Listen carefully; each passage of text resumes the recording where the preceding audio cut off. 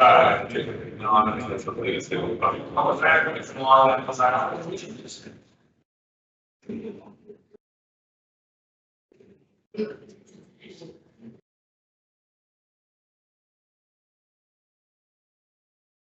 right, everyone, we're about to get started. If we can silence our cell phones, like I'm doing, I greatly appreciate it. If any doors are open, please have them shut.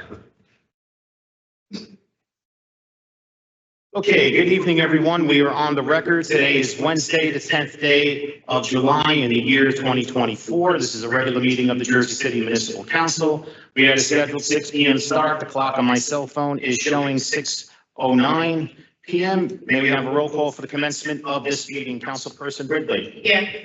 Councilperson Prinderi. Yeah. Councilperson Baggiano. Yeah. Councilperson Saleh. Here. Councilperson Solomon. Here. Councilperson Gilmore will be here shortly. I know he was here earlier. Councilperson DeGise. Councilperson Rivera. Here. And Council President Waterman. Here. We have 8 council members in attendance at 6:09 p.m. Can we kindly rise for a moment of silence, please?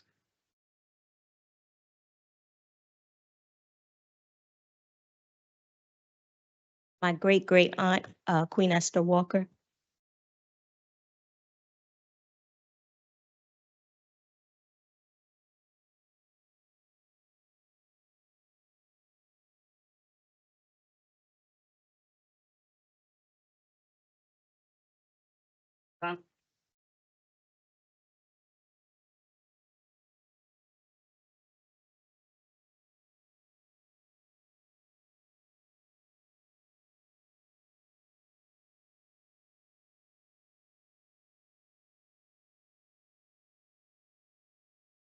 Thank you very much. On behalf of Council President Waterman and the members of the Municipal Council, in accordance with the New Jersey Public Laws of 1975, Chapter 231, the Open Public Meetings Act, also known as the Sunshine Law, adequate notice of this meeting has been provided by the posting on the bulletin board of the first floor of City Hall, the annual notice, which is the schedule of meetings and caucuses of the Municipal Council for the calendar year 2024, and filed in the office of the City Clerk on Thursday, November 30th, 2023. In addition, at its time of its preparation, the agenda of this meeting was similarly disseminated on Friday, July 5th, 2024 at 3:35 p.m. to the mayor, municipal council, business administrator, corporation council, local newspapers, and posted on the city's website so I can certify as to our total compliance with the Sunshine Law. Great. Moving right along, we're going to go through our first reading ordinances. If you would allow me to read them into the record. First item is 3.1, City Ordinance 24-060 is an ordinance supplementing Chapter 332, Vehicles and Traffic, Article 2, Traffic Regulations, amending Section 332-9, stop intersections to designate the intersection of Van Voorst Street and Morris Street as a stop-controlled intersection. Item 3.2, City Ordinance 24-061 is an ordinance supplementing Chapter 332, Vehicles and Traffic, Article 3, Parking, Standing, Stopping, amending Section 332-24.1, limited duration parking along Marley Avenue at Williams Avenue. Item 3.3, City Ordinance 24-062, an ordinance supplementing Chapter 332, Vehicles and Traffic, Article 9, Parking for the Disabled of the Jersey City Code, designating a reserved parking space at various locations throughout the city. Item 3.4, City Ordinance 24-063 is an ordinance supplementing Chapter 332, Vehicles and Traffic, Article 8, Permit Parking, amending Section 332-58, Parking Restrictions in Residential Zones to extend Parking Zone 2 to include Newark Avenue between Senate Place and Tunnelly Avenue. Item 3.5, City Ordinance 24-064 is an ordinance amending Ordinance 23-093 and authorizing the execution of 3 financial agreements. Before I move on, I just want to mark Councilperson Gilmore present at 6:13 p.m. So we now have all 9 council members present at 6:13. Before I read the first reading into the record, it is my understanding that councilperson seeks to amend a proposed redevelopment plan received from the planning board. Do I have a motion to introduce the amendment? Before I do that, I just want to read it into the record. It's item 3.6, City Ordinance 24-065. It's an ordinance amendment to the Journal Square 2060 redevelopment plan regarding the inclusion of a mandatory affordable housing requirement along with updates to some bulk signage and use standards amended. Councilperson Fagiano? Motion. Second. Motion was made by Councilperson DeGise, seconded by Councilperson Saleh. Yep. On a motion to introduce ordinance 24-065, Councilperson Ridley. Aye.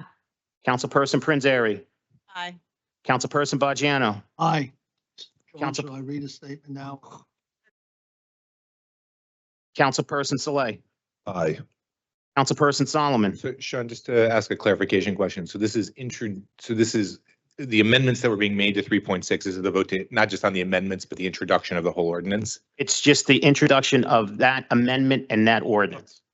Oh, the amendment and the ordinance? Yeah, because the amendment is included in the ordinance, Councilman. Understood. Okay. For now, I know there's gonna be some votes later. I'm just gonna abstain for now and then get comment on the further votes. So you're abstaining? I'm sorry, there was some movement. I couldn't hear. Okay, thanks. Councilperson Gilmore. Aye. Councilperson DeGise. Councilperson Rivera. I'll abstain. And Council President Waterman. Let's make sure our mics are on. So Abstain. thank you. Everybody at home can hear your votes. So the motion carries 6-3 with Council Members Solomon, Rivera, and Waterman abstaining. Councilperson Bajiano, would you like to read into the record your statement? Yes. All right. The planning department provided a memorandum on May 8, 2024, which recommended my affordable housing plan. Reduced the mandatory affordable requirement to only zones 1 and 3. And the city planning staff recommends under their amendments that the accommodation be provided through square footage and not stories or floor area ratio, FAR standards. The planning staff derived at an accommodation of 5,000 square feet for every one affordable unit provided on site. Zone 1 and 3 represent the core development zones within the plan that already allow for the greatest density for development. The purpose of Zone 1 in the master plan is to provide for high-density, high-rise construction on parcels immediately adjacent to the Journal Square Transportation Center and has the greatest potential to produce housing, office space, and other uses in transit-oriented manner. The purpose of Zone 3 is to provide for an active and intensive use of parcels surrounding the Journal Square Transportation Center. This zone complements the established commercial center of Jersey City and provides the second most density for residential housing under their plan. Zone 1 and 3 represent over 43.7% of the area within the plan, and the Jersey City Master Plan was formally adopted in early 2022, and the city planning staff is working to implement phase recommendations to the master plan after extensively meeting with the public, and the public meetings with the community for phase 1 and 2 of the master plan emphasized values important to the community. These included comments by the public that favored restrictions on high-rise development in many neighborhoods, consistent building heights for residential neighborhoods, encouraged rehabilitation instead of demolition for many existing structures, and expressed the need to improve affordability in densely populated residential neighborhoods.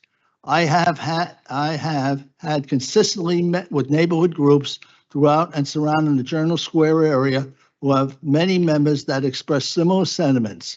Many residents have expressed a desire to ensure affordable housing units,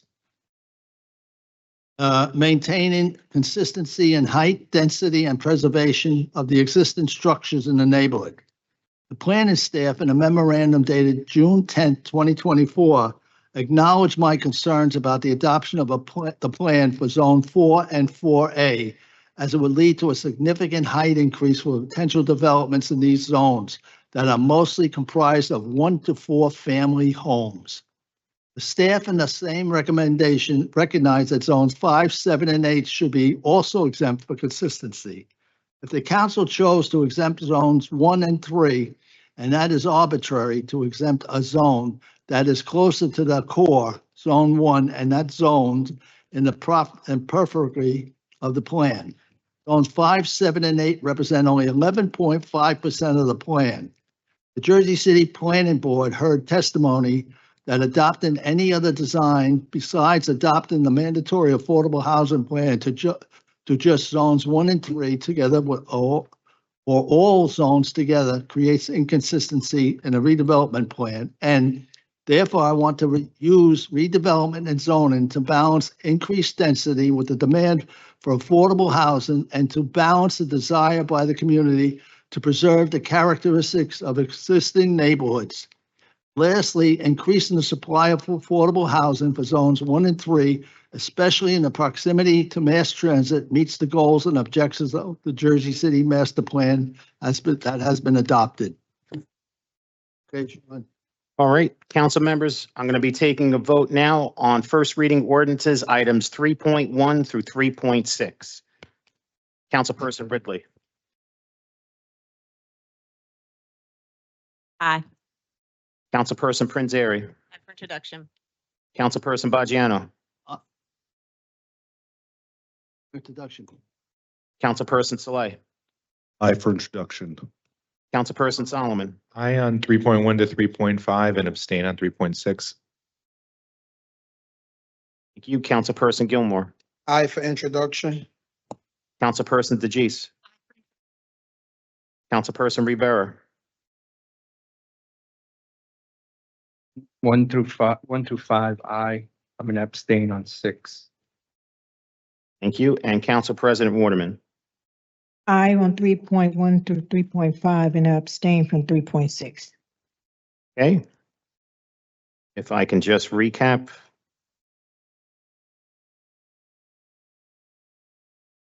Items 3.1 through 3.5 are introduced unanimously 9-0.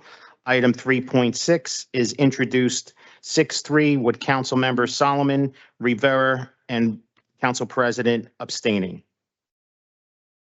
On to our next items, which are our second readings. As explained at the caucus meeting, well, let me first read it into the record. Item 4.1, City Ordinance 24-056 is an ordinance of the Municipal Council of the City of Jersey City adopting amendments to the Journal Square 2060 redevelopment plan regarding inclusion of a mandatory affordable housing requirement along with updates to some bulk signage and use standards. Because we introduced Councilperson Baggiano's ordinance, as discussed at the caucus, we're going to make a motion to defeat ordinance 24-056 without holding a public hearing because his ordinance was introduced. May I have a motion? Motion. Motion made by Councilperson Saleh. May I have a second? Second by Councilperson DeGise. On the motion to defeat ordinance 24-056 without conducting a public hearing, Councilperson Ridley. Sean, you saying on the motion to defeat without holding the public hearing? Holding public hearing. You're You saying, want me to say no or you want me to say yes? Because you said the motion to defeat. so we're just. So I'm making a agreeing motion. to what you're saying. We're making a motion at this point. So Okay, so aye. Councilperson Prinzary. Councilperson Baggiano. Aye. Councilperson Saleh. Aye. Councilperson Solomon. No. Councilperson Gilmore. Aye. Councilperson DeGise. Aye. Councilperson Rivera. No. And Council President Waterman. Motion carries 6-3 with Council Members Solomon, Rivera, and Council President voting no. So moving on to the consideration of ordinance 24-056, Councilperson Ridley. No. Councilperson Prinzary. No. Councilperson Baggiano. No. Councilperson Saleh. Can you repeat the question? You said, So this is consideration of ordinance 24-056. So we made a motion to defeat it. yes, okay. So your vote on the ordinance, if My, you're- my vote on the ordinance, is going to be a no. Want to explain that I would like for the affordable housing amendment to extend throughout all of Journal Square, okay? And I'm committed to working with Councilman Bogiano and the community to rolling it out in a responsible way, which is, you know, there are concerns about the community, and the density being too large for certain zones to absorb. I think that you need a responsible way to roll this out. I think that you need more affordable housing, and Councilman Bogiano and a lot of the community have committed to continuing to work on this. So it's not defeated. It's going to be rolled out in a responsible way. Yep. So the bulk of the plan for 3-6 zone are zones 1 and 3. It constitutes about 44% of the affordable housing plan. Now, we're going to continue the conversation, right? And we're going to continue to, yep, I'm for affordable housing too. Okay. So although we're defeating this and we're implementing Councilman Bogiano's, I just want to explain that we do need more affordable housing throughout all of Journal Square. And we're going to put those guardrails in place. So with that, I vote no. And thank you. Councilperson Solomon. Be very brief. First, I abstained on the introduction of 3.6 because I do think to the councilman and to the community, this is going to 3.6, if ultimately passed, will add affordable housing and create a model for how to have mandatory affordable housing and redevelopment plans. And that is real progress for the city. But at the end of the day, I don't feel like I can vote down an ordinance that was recommended by the planning board that would provide mandatory affordable in the entirety of the zone. And so that's why I vote yes on this motion. Councilperson Gilmore. I vote no, just real brief. I mean, I've been fighting for affordable units from my existence. I just come from that demographic that have affordability. But it's a give or take. There's pros and cons to if the high rises are gonna go places. We want people to have somewhere to stay at a reasonable rate. We also want to maintain continuity in the community as it relates to having 1, 2, 3s and 4-family homes. I know that there needs to be more dialogue to take place, so that way all sides are heard and everything is taken into consideration. But I know it's a huge problem in Jersey City with these high rises going everywhere. And in all honesty and straight transparency, I think we're jumping on this development late. The damage pretty much have already been done. So right now we're just, I guess, finding ways to Band-Aid patch wounds that need surgery. It's complicated. It's very complicated. But in light of all that, I'll vote no with the future thoughts of working together with the community, the council member, trying to figure out what's best configuration works for the area. Thank you. Councilperson DeGise. I believe and trust in our Jersey City Planning Board, but I also agree and trust with Councilman Bogiano's vision and work for his ward. And I understand where he's coming from with his revisions and his amendments. This isn't delaying affordable housing. It's not only adding affordable housing, but doing it in a conscious way that adds to that neighborhood and a ward that he's very passionate about and fights for every day. So I vote no. Your vote, Councilperson? No. Oh, thank you. I'm sorry, I didn't hear you. Councilperson Rivera. Yes. and Council President Waterman.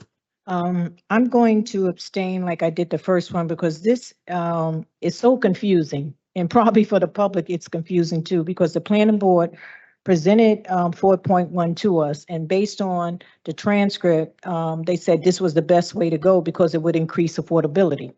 Then the councilman came with his concerns and wanted to eliminate zone 1 and 3, which when you do eliminate certain zones, you do eliminate affordable housing. I don't care what anyone say. You do eliminate that. That's just the truth. I got confused with it because I thought that there was a discussion before we got to the caucus meeting, because 2 weeks ago, when 4.1 was put forth, we said that we would try to work together, whatever. And I know the councilman was away, but now on Monday, we brought all this back and it got so confusing. It really did.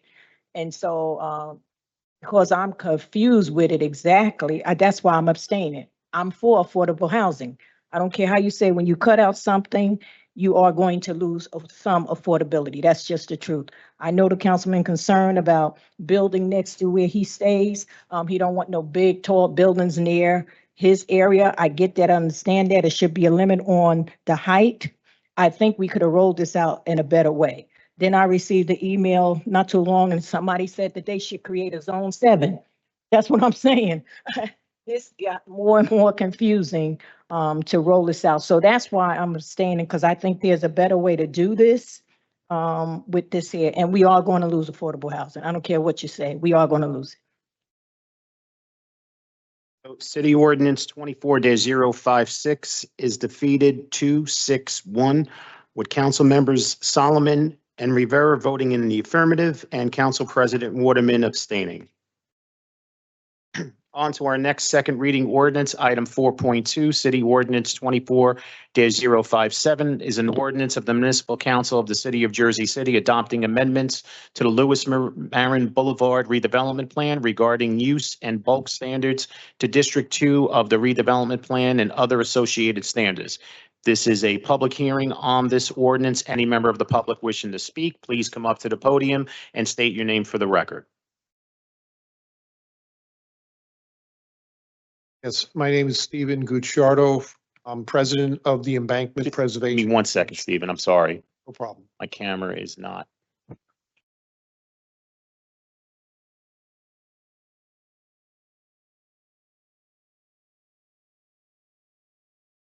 Okay, Stephen. I'm president of the Embankment Preservation Coalition. We were here for the first reading and we offered our support for this amendment. These amendments demonstrate cooperation between the parties involved in the embankment parcels. It's a solution to get to a development that allows the LLCs and their chosen developer to move forward. And it supports our efforts to preserve the remaining property as open space, trail and rail, and also for rail purposes. The coalition's always available to this council if you wanted to speak with us about how settlement is going. We were in a room today with all the parties, about 14 or 15 people, trying to work out the details, and we're hoping that we have a settlement by the end of the summer, and we hope to bring that back to you for approval. And we thank you for your attention to this, and we hope that you pass this amendment. Thank you. Thank you. This is still a public hearing on ordinance 24-057. Any member of the public wishing to be heard, please come up to the podium and state your name for the record. Motion. Second. Okay, just give me 1 second. Motion to close the public hearing on City Ordinance 24-057 was made by Councilperson Rivera, seconded by Councilperson Saleh. On the motion to close the public hearing on City Ordinance 24-057, Councilperson Ridley. Aye. Councilperson Prinzary. Aye. Councilperson Baggiano. Councilperson Saleh. Aye. Councilperson Solomon. Aye. Councilperson Gilmore. Aye. Councilperson DeGise. Councilperson Rivera. Aye. And Council President Waterman. Aye. Motion carries 9-0. To close the public hearing on City Ordinance 24-057 for final consideration and adoption of City Ordinance 24-057, Councilperson Ridley. Aye. Councilperson Prinzary, Councilperson Bajano, Councilperson Saleh, Aye. Councilperson Solomon. Just briefly, thank you to the Embankment Coalition, to Albany's and to the whole community. Obviously, these amendments in this plan are contingent upon settlement. But as Stephen said, I think we're all working in good faith towards ending what's been a 26-year negotiation. So we won't count our chickens before they hatch, but we're all going to keep making progress towards that goal. And these amendments enable the possibility of affordable housing, our first option to be built, which will be huge, as well as union labor, both in the construction and in the permanent jobs. So we think those are real wins for the community that also hopefully set the stage for public access to 7+ acres of open space. So with that, I vote aye. Councilperson Gilmore, Aye. Councilperson DeGise. Aye. Councilperson Rivera. Aye. And Council President Waterman. City Ordinance 24-057 is adopted unanimously 9-0. Before I move on to the next second reading ordinance, Councilperson Rivera, did you want to Yeah, for 3.6, I want to change the abstention to no. a no? Okay. So that's the final vote, correct? That you're referring to? Correct.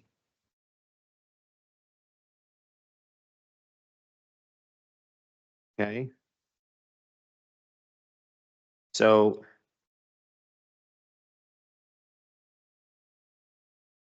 just to recap,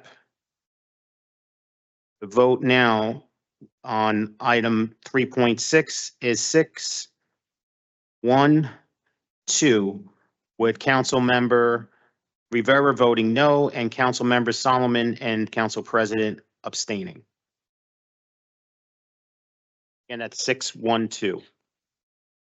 All right, on to our next second reading ordinance, item 4.3, City Ordinance 24-058 is an ordinance authorizing the acquisition by purchase or condemnation for a portion of a private easement located between City Block 9905, Lot 9, and a portion of Block 9906, Lot 1, that traverses the Brunswick Community Garden. This is a public hearing on this ordinance. Any member of the public wishing to be heard, please come up to the podium and state your name for the record. This is for the Brunswick Community Garden. Yeah.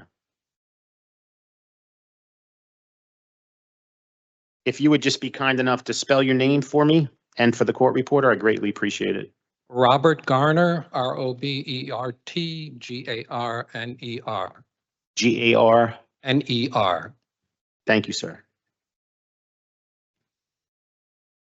I'm actually reading a statement. I happen to be a member of the community garden at issue here. Our president is unable to attend and she has written a statement I'd like to read before this council. Yep. Okay. Good evening, members of the City Council. Thank you for hearing my statement as president of Brunswick Community Garden. I am sorry I am unable to be at this meeting in person. I, Clara Richardson, have been involved in the garden for at least 10 years. I have managed the membership for most of that time and have been president since 2020. All members of the community garden are truly grateful to Councilman Solomon for all of his efforts to protect the garden and its space. This ordinance will settle for good any lingering questions about whether part of the garden is supposed to be a back alley. Brunswick Garden has occupied the two lots 174, 176 Brunswick Street since November of 1999. The properties have been fenced as a unit, at least since then, with the fence running from the property of 172 Brunswick to the wall of the 6th Street embankment. With the wall of the embankment as the north edge of the garden, the existing boundaries create a green oasis in our highly built urban environment. An integral part of the garden, the beautiful sandstone wall provides protection from north winds and connects the garden with the wild things on top of the embankment. The result is a uniquely protected space. The two lots the garden occupies have been designated New Jersey Green Acres space, so they cannot be built upon. Why should anyone care about a few plants? People do want a chance to garden, to get their hands in the soil, to talk with others who have the same interest, to share knowledge and ask questions. They want to be surrounded by and learn from nature. Yes, we are growing plants, but we are also growing community. We are building a community of shared knowledge and appreciation for living things and our connection to them. We foster a space where people engage with and share knowledge about plants and nature. As our local population surges with newer buildings, many residents have no space of their own to engage with nature. The shared green oasis is what they have. We need to protect it. Membership is open to all Jersey City residents. Garden membership has surged in the last 10 years. I have been managing it. This year we have 120 families with another 15 asking to become members. 40 families have vegetable plots with 60 families on the waiting list for plots. We have 3 local schools who have school plots and bring classes to the garden to observe and learn by growing things. Thank you, Robert. Thank you for listening. Please vote yes for the Your ordinance time is up, to sir. protect the garden. you. Thank you.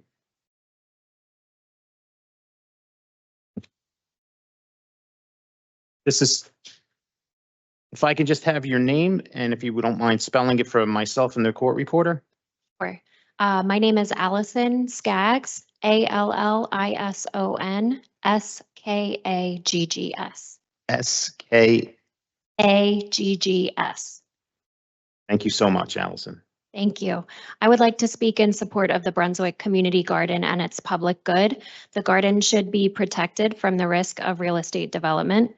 I am an elementary school teacher at the Brunswick School right across the street from the community garden. And for the past 3 years, I've regularly brought my elementary students to visit our school's plot in the garden, where the students engage in activities such as nature scavenger hunts, observational writing, nature sketching and photography, and planting, watering, and tending our plot. My students love the opportunity to explore the garden paths, uncover rocks to spot roly-poly bugs and worms, and water and prune our plants. They are excited by this firsthand connection to plant and animal life cycles. My school is one of the 3 elementary schools who tend plots in the garden, and the garden also hosts a 4-H group of older students. In addition to the benefit of the garden for students, the garden is also in the public good of our adult community. Many of us have connected over a shared love of being outside and actively beautifying our neighborhood.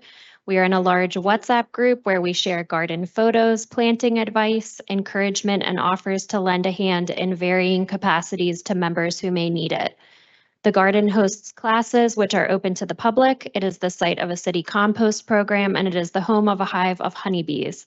There are many opportunities for garden members to get involved and find community with one another. In conclusion, the garden should be protected.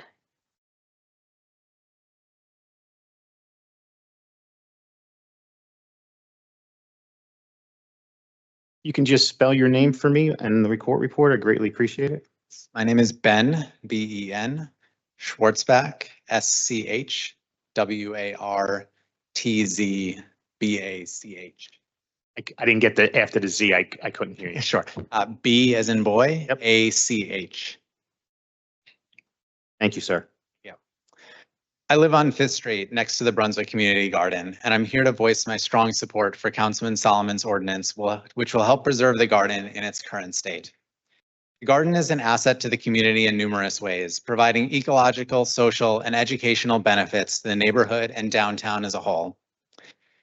The ecological impact of the garden cannot be overstated. In an area prone to flooding, it provides critical green space, absorbing rainwater that would otherwise go into sewers, and on a bad day, our homes. The trees, shrubs, and plants trap air pollutants, helping to keep Jersey City's air clean, while also helping to cool the city, which is something we can all appreciate this time of year. The garden also houses both a feral cat colony and a bee colony, both of which provide a benefit to the local ecosystem. The cats help control the rodent population, while the bees serve as critical pollinators for plants around the city. The community garden is just that. It's a community. It brings residents of all ages and backgrounds from around the city together to learn and socialize with each other. It forges connections that may not have occurred naturally on their own. the garden hosts public events, expanding this social network even further and exposing more Jersey City residents to the benefits that the garden and green spaces like it provide. Finally, the garden serves as a space for education, providing plots to multiple local schools. This provides our children with the opportunity to learn more about plants and gardening, something which isn't always easily accessible in a city setting where most residents live in apartments and condos, which often have limited outdoor space.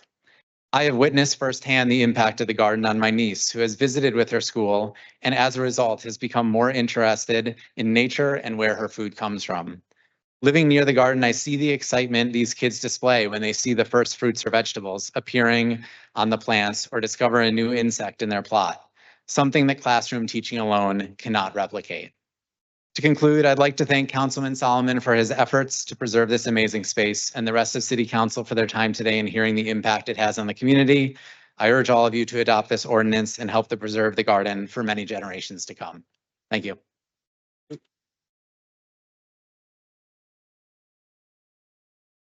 Our next speaker, if you would be kind enough to spell your name. Yes, I'm Caroline Driscoll. If you can just raise the mic a little bit. I'm sorry, it's a little hard to hear up here. I apologize. It's Caroline, Caroline, Driscoll, that's D as in dog, Riscoll. RIS, I'm sorry. Coll. Thank you so much, Carolyn. Thank you. While there is much to say about the many environmental benefits of more green spaces in our city, today I want to share with you one of the community benefits of the garden. I am proud to be one of the 4-H advisors at Brunswick Community Garden. 4-H is America's largest youth development organization, empowering nearly 6 million young people with the skills to lead for a lifetime. 4-H is relatively new to Hudson County, but I can tell you as a proud 4-H alumni, the benefits are lifelong. The program here in Hudson County is growing. We're proud to host a group of 10 to 20 4-Hers at Brunswick Community Garden each year. 4-H welcomes people of all beliefs and backgrounds, giving kids a voice to express who they are and learn how to make their lives and communities better.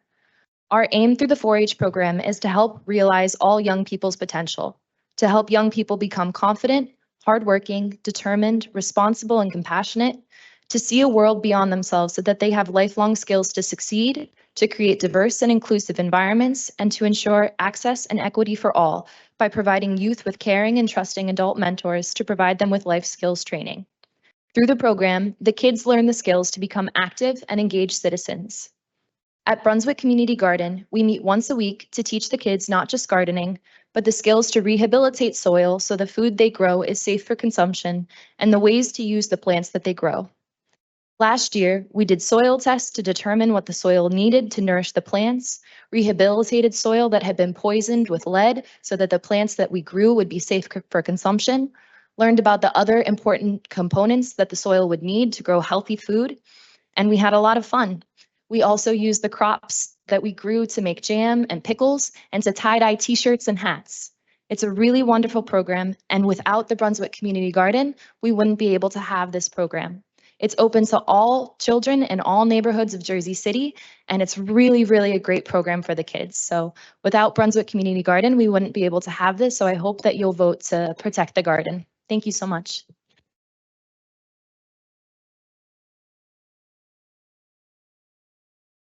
You can do the same, sir. Hey, how's it going? My name is Tom Zincraft, Z-I-N. I didn't get your first name. Sorry, Tom, T-O-M. Zincraft, Z-I-N-C-K-G-R-A-F.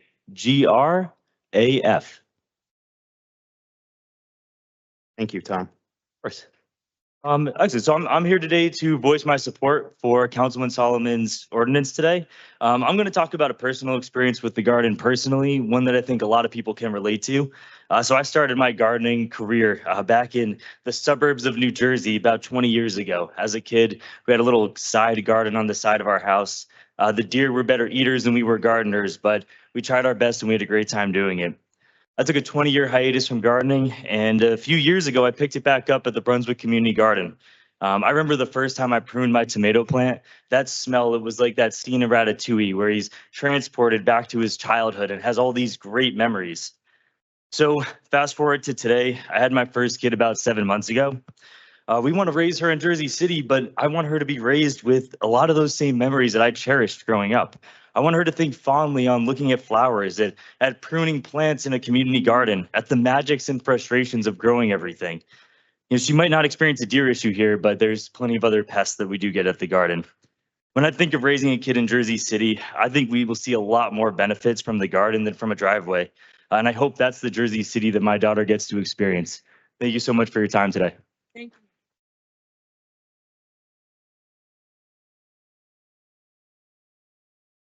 You can just do the same thing for me, please. My name's Kathleen O'Malley, Kathleen, O''Malley.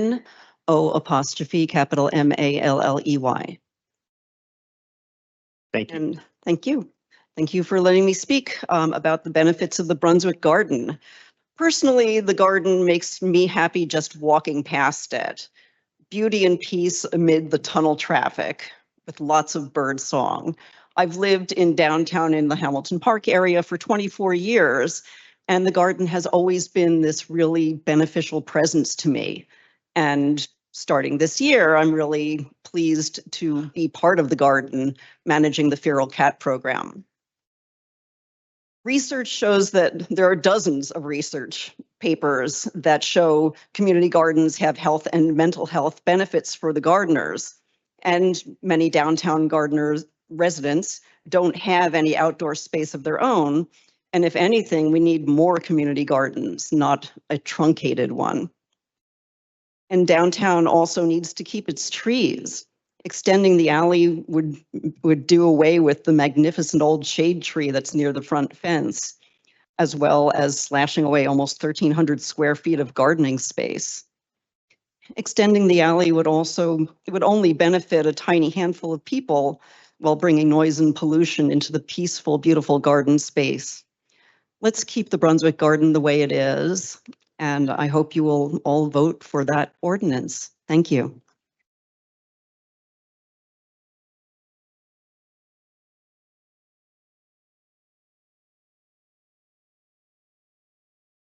Good evening, Kathleen Connolly, I can't hear you. You got to speak into the mic. CATHLEENCONNOLLY. Good Italian name. Thank you. Good evening. And about 29 years ago, my husband had a dream to move to Jersey City.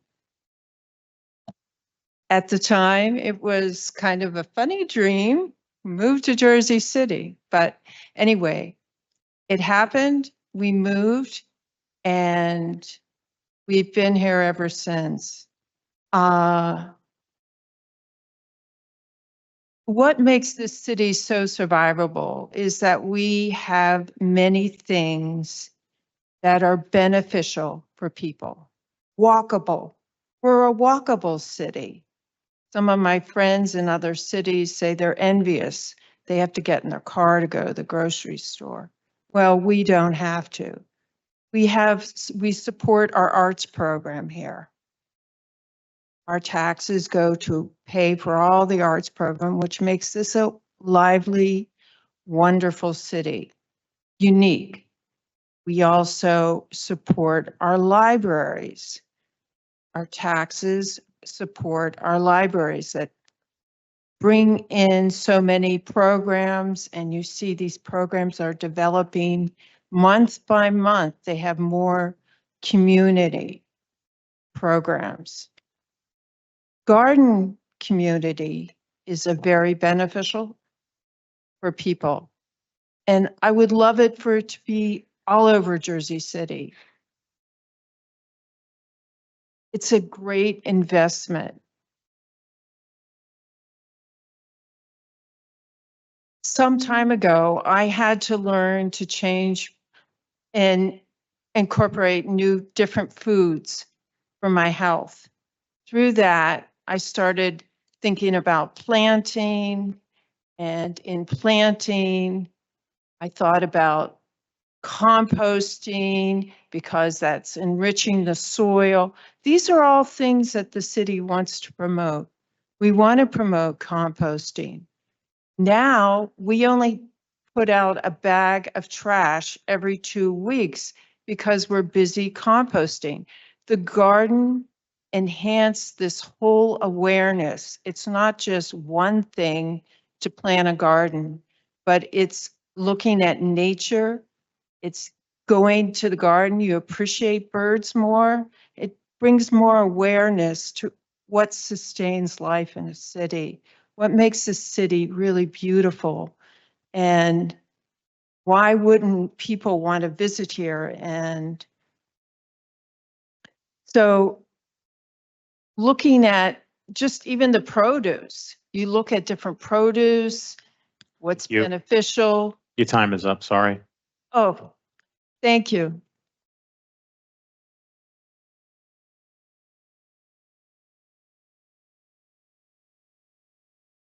You could just spell your name for the record. Narasimha Murari City, Narasimha, and the last name is Murisetty.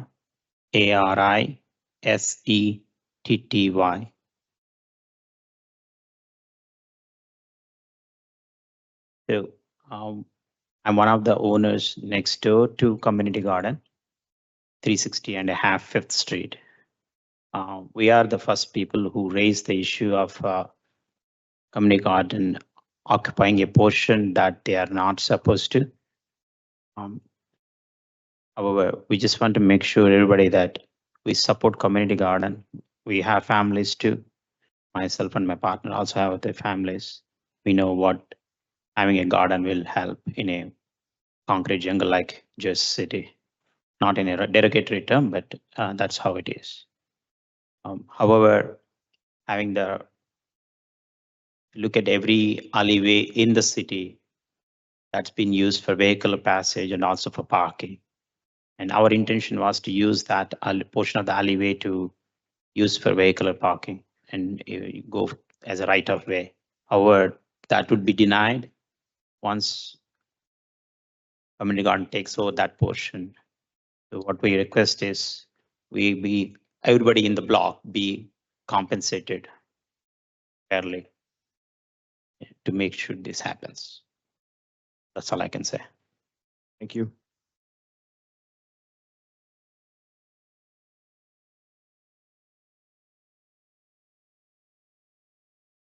Oh, I'm Anna, ANNA, Davies, DAVIES. And I am also introducing Lucy, LUCY, Davies, DAVIES. And, when I heard the community garden coming up, we just wanted to also say that it does not only affect the members of the community garden. It's been such a key cornerstone of our Jersey City experience, and sort of hearing younger parents who have younger children sort of imagining their children in the garden, just again, sort of reiterating that it is sort of a key part of that neighborhood in Jersey City. And it is really important to us. We always love coming to see the cats and look around, and everyone is just so welcoming. And I do think that it's important to recognize that it really does affect the city at large, and not just the numbers on the member registrar, and obviously in full support of the full garden. Hi, I'm Lucy. So I've been to Brunswick Garden when I was in kindergarten on a field trip, and in that experience, I've been obsessed with the cats. And yeah, it was just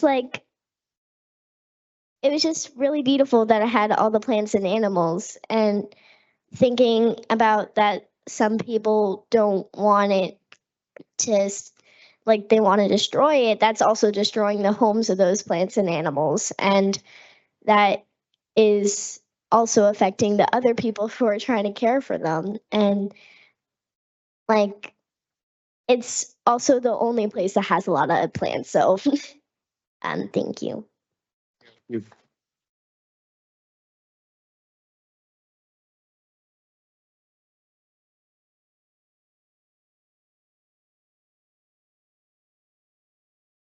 This is still a public hearing on City Ordinance 24-058. Any member of the public wishing to be heard, please come up to the podium and state your name for the record. Is someone coming up? Is no? Coming up? Yep. Are you coming up to speak? Okay.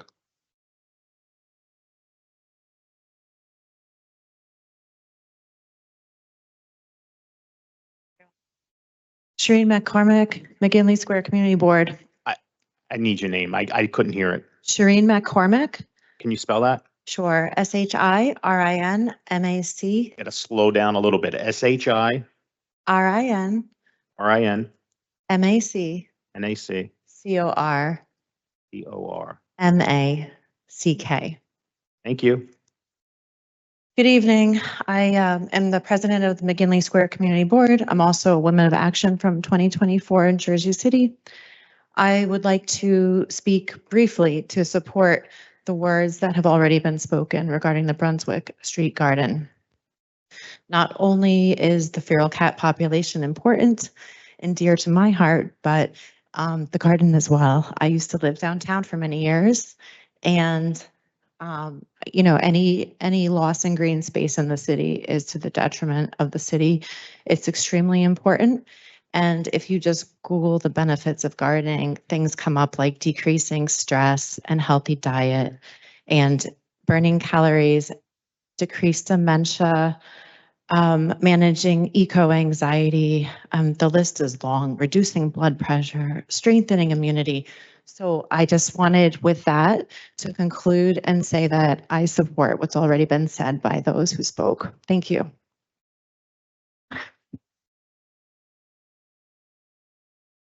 This is still a public hearing on City Ordinance 24-058. Any member of the public wishing to be heard, please come up to the podium and state your name for the record. Motion. Motion to close the public hearing on City Ordinance 24-058 was made by Councilperson Saleh. May I have a second? Second. Second by Councilperson Solomon. On the motion to close the public hearing on City Ordinance 24-058, Councilperson Ridley. Aye. Councilperson Prinzary. Councilperson Baggiano. Councilperson Saleh. Aye. Councilperson Solomon. Aye. Councilperson Gilmore. Aye. Councilperson DeGise. Councilperson Rivera. Aye. And Council President Waterman. Motion carries 9-0 to close the public hearing on City Ordinance 24-058. For final consideration and adoption of City Ordinance 24-058, Councilperson Ridley. Aye. Councilperson Prinzary. Aye. Councilperson Baggiano. Councilperson Saleh. Aye. And I also want to say this is, really good solution for the issue. And I really appreciate Councilman Solomon and his support of the community garden. And I also hope the owner is justly compensated as well. That I vote aye. Councilperson Solomon. Just want to thank, first of all, John McKinney in the Law Department for helping us draft a solution.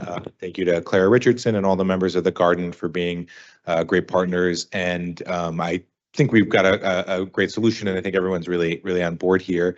But Bill Clinton was president when the garden was created, and so that alleyway has been closed since at least the Clinton administration, but we think for significantly longer. And the garden has, grown to be an extraordinary community institution that really benefits the whole city, people from, babies to folks who are seniors. So we want to ensure that the garden remains intact. And this ordinance is going to give us the legal tools to basically end any ambiguity of what's going on there, ensure that the garden remains the great place that it is, and allow us to all kind of move forward without having to worry about, either a month from now or 10 years from now, someone else bringing up questions around the alleyway there. So grateful to my colleagues for their support, and proudly will vote yes. Councilperson Gilmore. If we could just hold the applause to the end, that would be fantastic. Councilperson Gilmore. Yes, I would just like to thank Councilman Solomon for bringing this resolution forward. Community gardens are extremely important. I remember as a kid going to Miss Roxanne roof in her backyard on an apple tree. Those was the good old days. So whenever we can get green space throughout the city, especially as we're a growing city, I think it's a great idea. In fact, I think we need more community gardens and more open space. So with that, I'll probably vote aye. Councilperson DeGise. Councilperson Rivera. A resounding aye. Council President Waterman. City Ordinance 24-058 is adopted unanimously 9-0.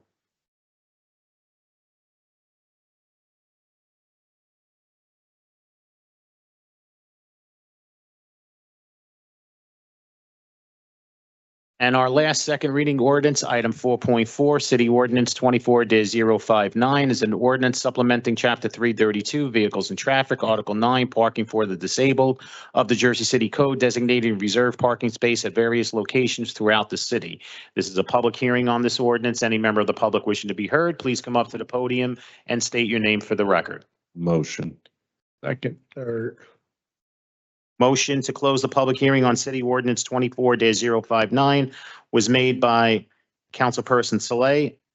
Was that a second by Councilperson Rivera? Okay, want to make sure I heard right. On the motion to close the public hearing on City Ordinance 24-059, Councilperson Ridley. Aye. Councilperson Prinzary. Aye.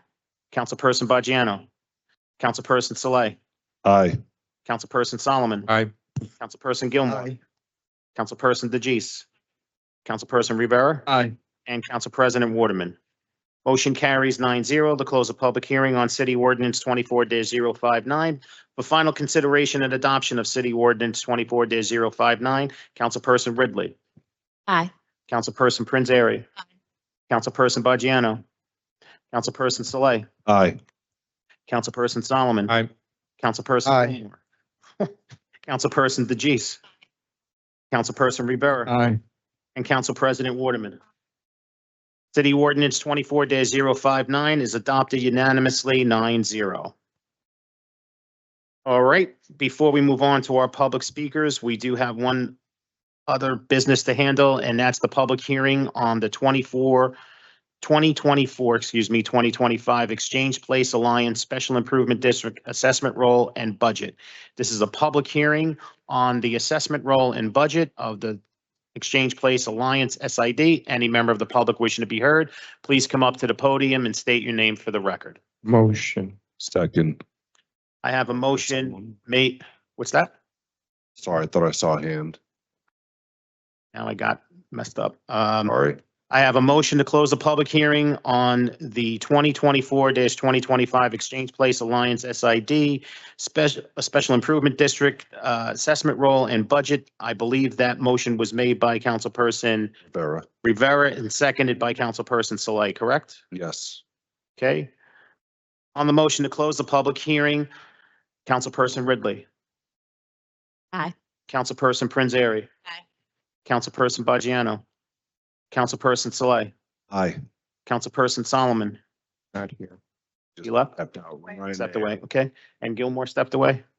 Yep. Councilperson DeGise. Councilperson Rivera. Aye. And Council President Waterman. Motion to close the public hearing on the 2024-2025 Exchange Place Alliance Special Improvement District Assessment Roll and Budget is approved 7-0 with council members Solomon and Gilmore absent. Okay, on to our public speakers list.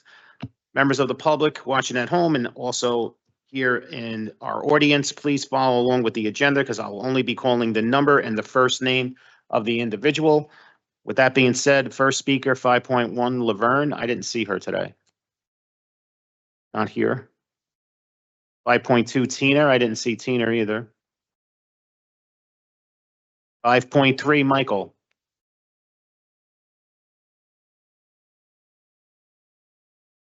Good evening. I'm Michael Ehrmann, EHR-MANN. I'm chairman of the Affordable Housing Task Force of the Journal Square Community Association. Your vote tonight is not totally negative. You're introducing a major new concept in affordable housing to Jersey City. The problem is it's extraordinarily wasteful to do this vote and to restrict it to the areas that are proposed in this first reading is incredible to us. I want to thank the council president and Councilman Rivera and Solomon for understanding the point we're making tonight. Let me go through why it's wasteful. You've been told that districts 1 and 3 are 44% of the total. What you weren't discussed with is that District 1 is almost entirely built out, and District 3 is probably at least half built out. I don't have an exact number, but it's very possible that that is 20% of the whole. What you've not been told is that till last week, Councilman Bojano and I had an agreement that Districts 5, 7, and 8 would be part of this restriction. And I have not been given a reason why it was dropped. There is a little hint in the statement that it might have to do with legal objections in terms of it being in there along with other districts. If that's true, shame on the legal department for not being more imaginative to be helpful in terms of getting this in. I also want to say that I was part of the public hearings that has been mentioned. I didn't see people from Bergen Square and India Square there objecting to this.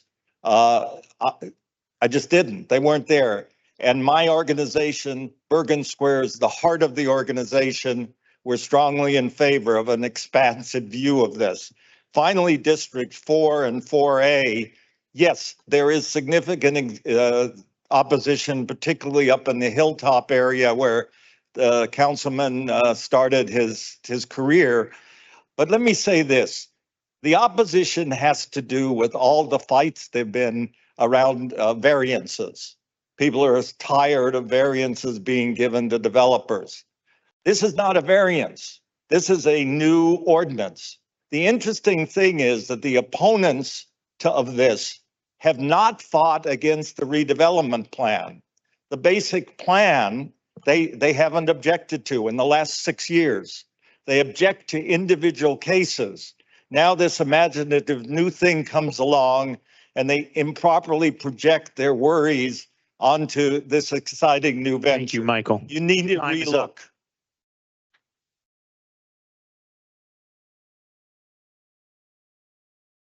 Our next speaker, 5.4, Kevin.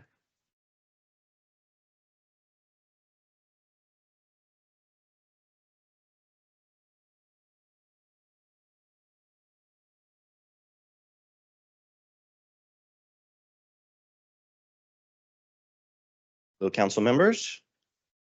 You may have missed us less than usual since we last saw you, given we've been so well covered across the news almost daily, and your email boxes have been overflowing with rent control violation reports from tenants. You undoubtedly are aware by now, our landlord's unreasonable stance has forced our hand. We've just filed what has been called the largest real estate class action since last year's RealPage suit, which I might add, was also initiated in large part by our efforts. I believe Equity Residential is putting many hundreds of millions of dollars of their investors' money at risk to satisfy the egos of a few executives and their legal teams who are digging in rather than dealing with an obvious and unavoidable legal reality. While we've included aspects of the RealPage component in our class action, we've held off on civil RICO causes of action for now. However, we have incorporated elements related to an ongoing Department of Justice criminal probe. We're keeping our options open for additional actions, partly because we're waiting to see what the city's next move is. Perhaps we will know more tomorrow.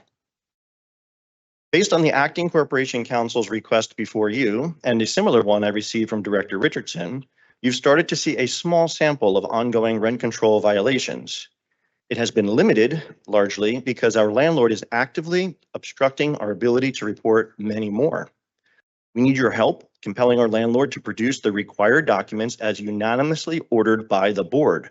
Please ensure the city takes action to issue violations, penalties, and summons. The city is making this unnecessarily difficult by actively blocking our every attempt to intervene in court to support ordinance enforcement. We want to collaborate with the city on this, but they are not letting us. Instead, the city is cherry picking which violations they share with the court, and it seems no summons have been issued despite the promise to the contrary, save for the most recent improper rent roll registration.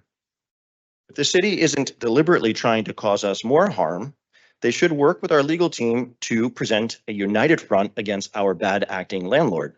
Otherwise, the city's actions blocking us and filtering reported violations, thus misinforming the court, will force us to consider litigation against the city and all involved parties, allowing this to continue. I prefer to avoid that, and I believe it's in your best interest if we are not forced down that path. If you read our class action, you know we are prepared to take decisive action if pushed. It's hard to read the city's Superior Court filing without concluding that, surprisingly, Corporation Counsel seems to have it in for Mayor Fulop. While they did get some aspects right, there are some things that we're very happy about, they are heading down a path that will surely make him unelectable, when actually there's a clear and easy path to a huge political Thank you, win Kevin. for him by following the ordinance. Thank you. Our next speaker, 5.5, Anna.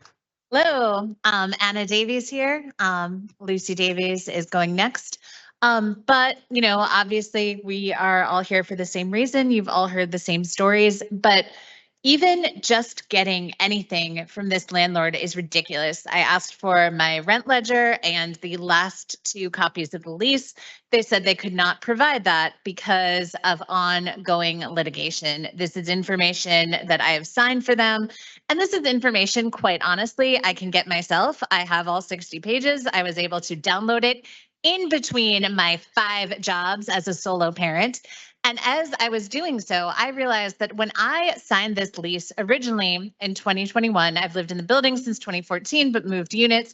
In 2021, the unit that I was renting was about $2,700. Now I am paying $3,500. That's about $800 extra a month for the last 2.5 years. That's $25,000 that I could do a lot with. And also, I think it is hilarious that it's equity residential when right now I am literally considering selling different equities to remain living here. Obviously, you've seen me all over the community. We have lived here for 10 years. It's really important that my daughter is here. She danced Irish dance for you back in March. That was really fun. You've seen us at Hamilton Park. This is our community. And it's not just my $10, $20, $30,000 or whatever. It's $140 million. And that's not just a number. That's food taken off tables. That's children going without new clothes. That's families pushed out of their home. $140 million stolen from us since 1995 by a landlord who thinks that they're above your law. And your own legal filing says, as a direct and proximate cause of defendant's blatant violation of the board's decisions, plaintiffs and the tenants of the property have suffered damages. It's not just a housing issue, it's an overall economic issue. And every dollar overcharged is a dollar sucked out of our local economy and causing people like me, like my neighbors, to really have to make these complicated decisions. Like, equity is a bad actor. And it's unfortunate. So, that's obviously why I'm here tonight, why Lucy is here tonight. And remember, the first time Lucy came up and spoke, she was in the middle of 2nd grade. She was a 7-year-old.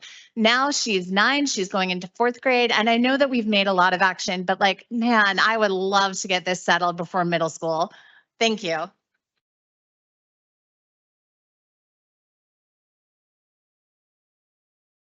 Hi, I'm Lucy. My mom literally has 5 jobs just to be able to afford our apartment and to be able to keep myself happy and her. And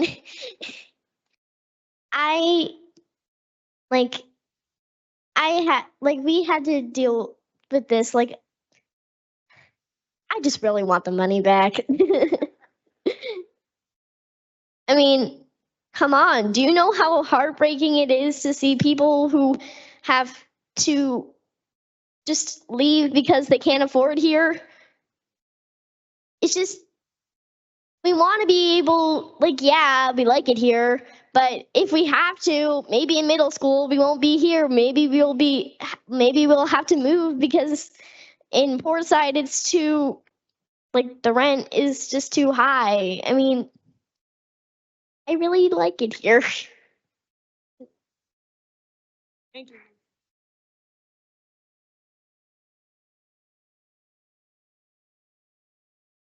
I say it all the time, Lucy, you're amazing. Next speaker, 5.7, Sandkeitha. My name is Sankita Subramanian. Do you want me to spell my name? No. Good evening, council members. I stand before you today to share the injustice my son and I have endured as tenants of Equity Residentials for 4 years. This is my second appeal to address the unfair treatment we have faced, and despite moving out of both side towers in 2022, the problem persists. 2 years ago, I was wrongfully subjected to a civil lawsuit for rental non-payment. After presenting my rental payment history and advocating at the city council session, the lawsuit was dismissed. It's outrageous that management can initiate legal action without proper verification, yet their cruelty did not stop there. Currently, I'm pursued by a collection agency for approximately $2,000, while Equity owes me $1,000. Despite my repeated attempts to solve this directly with the management, I'm still waiting for a response from them.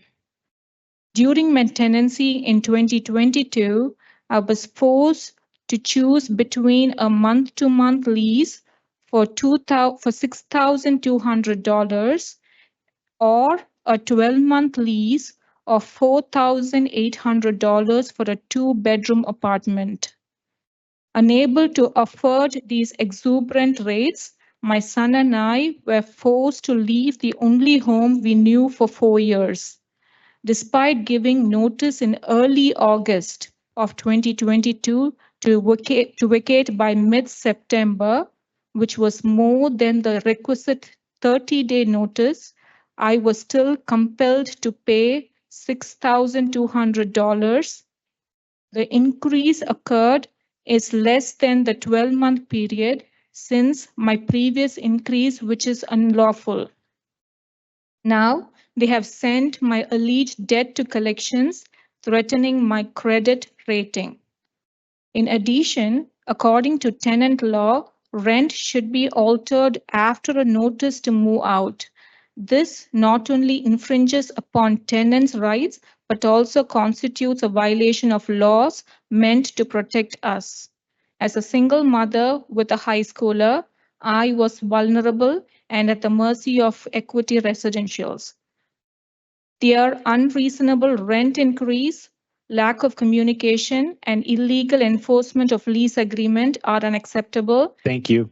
And must be addressed. Thank you.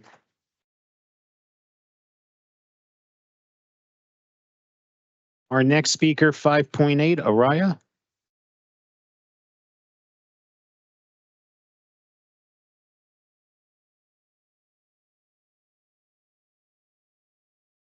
Good evening, council members. Can you hear me well?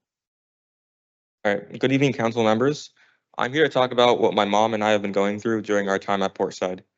I moved to Portside when I was in 4th grade at 10 years old. During our time there, I made a lot of friends, and I really enjoyed all the community that they had to offer. When the weather was nice, I'll be outside playing with my friends, learning tennis, playing in the backyard, playing in the courtyard that they had, and enjoying my time, enjoying my childhood. After the pandemic, I started noticing that my friends were moving out because the rent became too expensive. My mom got really stressed and told me we might have to move out if the rent stayed so high, which meant I'd be missing my friends and all the fun. One day, I saw her get very frustrated because of a lawsuit filed by Portside. I started spending so much time on calls and meeting with people to try and fix things. And then one day, she told me the lawsuit was canceled and it was no fault of ours. I felt relieved because we could finally focus on other things and lead a normal life. Now I'm a rising sophomore in the Jersey City Public District, and I see my mom stressing out again. She informed me that a debt collection agency is after us, and if we don't pay, it will impact our credit report. Portside was the one that increased the rent money by absurd amounts, which forced us to leave in the first place. It's been so hard watching my mom go through all the stress and frustration, and I've been losing crucial time to spend with her during my childhood. I really hope the council can do something to stop these unfair actions. Thank you, guys.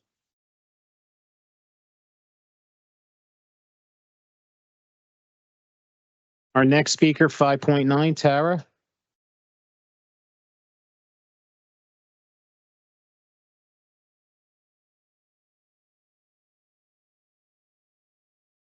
Council members, I come before you today with a warning. A tide is rising and it's about to crash upon the shores of City Hall. This tide isn't made of water, it's made of emails, each one detailing violations of our rights, each one demanding action. In recent days, you received about 30 emails from tenants. That might not sound like much, but let me assure you, it's just the beginning. What you've seen so far is merely a trickle compared to the deluge that's coming. These emails aren't just random complaints. They're meticulously documented evidence of Equity Residential's blatant disregard for the law. Rent increases when Equity has no legal authority to give us any increases whatsoever. False claims of exemption from rent control. And what have we received in return? Promises. Promises to issue fines, penalties, and summonses. Promises that so far have gone unfulfilled. I'm here to tell you, those 30 emails, they're the tip of the iceberg. We have hundreds more violations documented, hundreds more emails ready to send. And if action isn't taken soon, you can expect your inboxes to overflow and for that flood to result in full accountability for both the violations and your actions to address them. We're not talking about a few isolated incidents. We're talking about systematic, widespread violations affecting thousands of tenants. Violations that you, our elected officials, have a duty to address. So here's our message. Honor your commitments, issue those fines, levy those penalties, serve those summonses. Because if you don't, those emails will keep coming. They'll demand your attention every hour of every day. And it's not just us. The press is watching, the public is watching. Your response to this crisis will define your legacy as a council. Will you be remembered as the council that stood up for the people or as the council that let corporate interests trample over the rights of thousands of families? The choice is yours. But know this, we will not be silent. We will not back down. And those emails you received, they're just the first drops of the rain before the storm. Act now or prepare for the flood.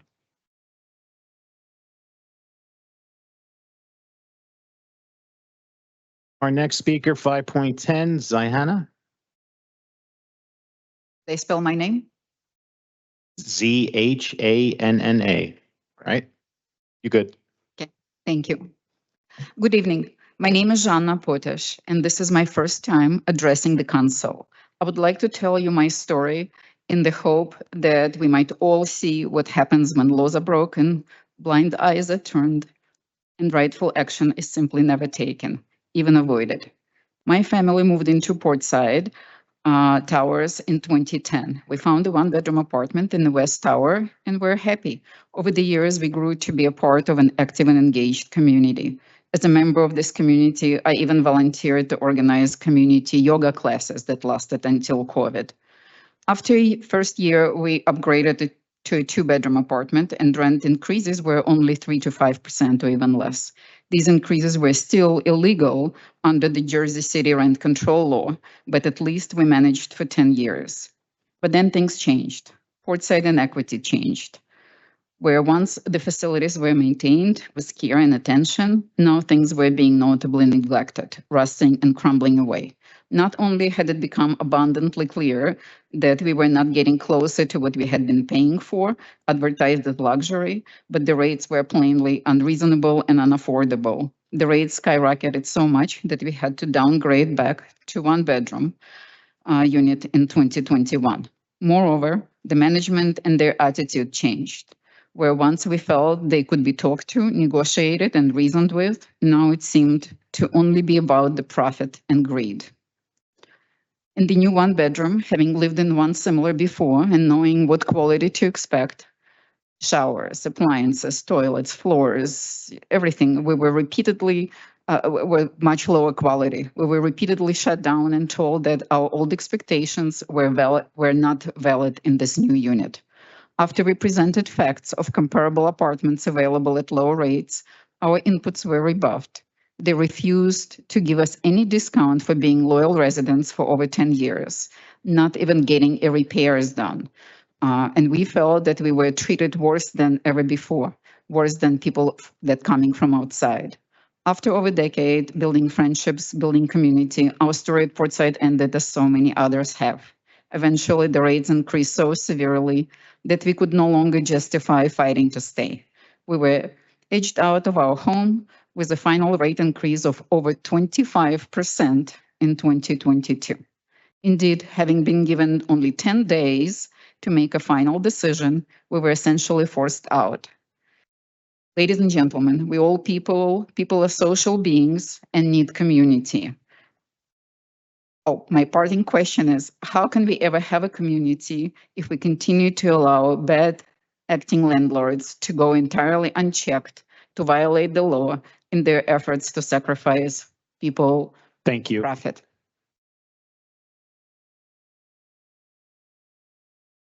Our next speaker, 5.11, Alex.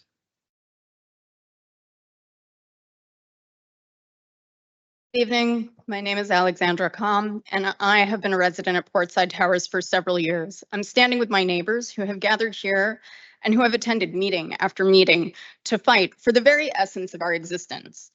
I have attended several council meetings, and I am utterly flabbergasted and disappointed that I had to come here again to talk to you about these same issues. Let me start with a few numbers. 265, 609, 787, 9,688, and 11,642. Bear these in mind as I will call them out during my time tonight. As the days and years pass, we as humans live our lives, we strive, we toil, we love, we endure, we survive.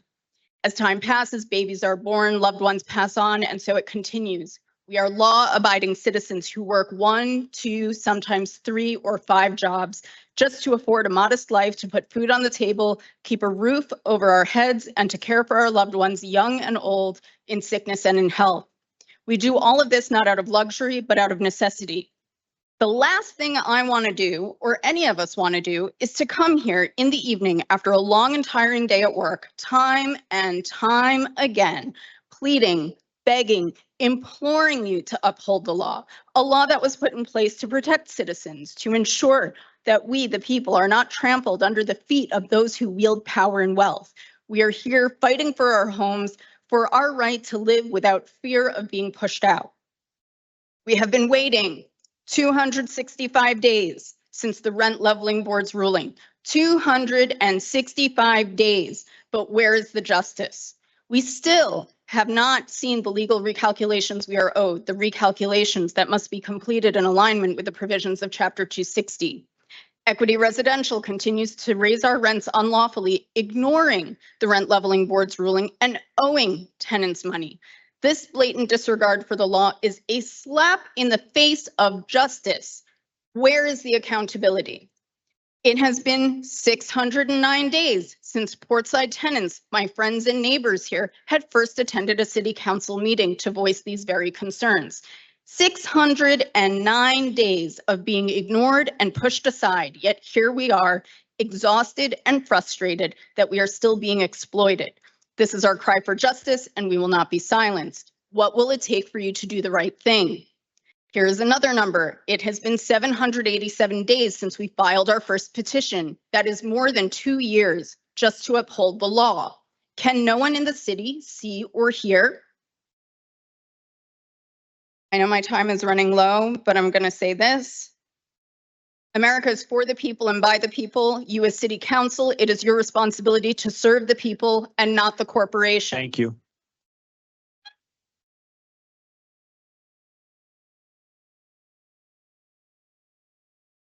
Our next speaker, 5.12, Daniel.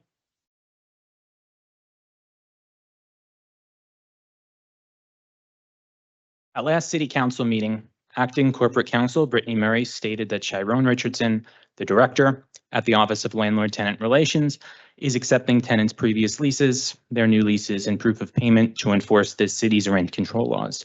And indeed, Mr. Richardson also sent me an email that same day indicating that a copy of the 2023 and 2024 lease agreements, a notice of rent increase, and proof of payment needed to be issued for him to issue a summons to show that illegal increases have been imposed.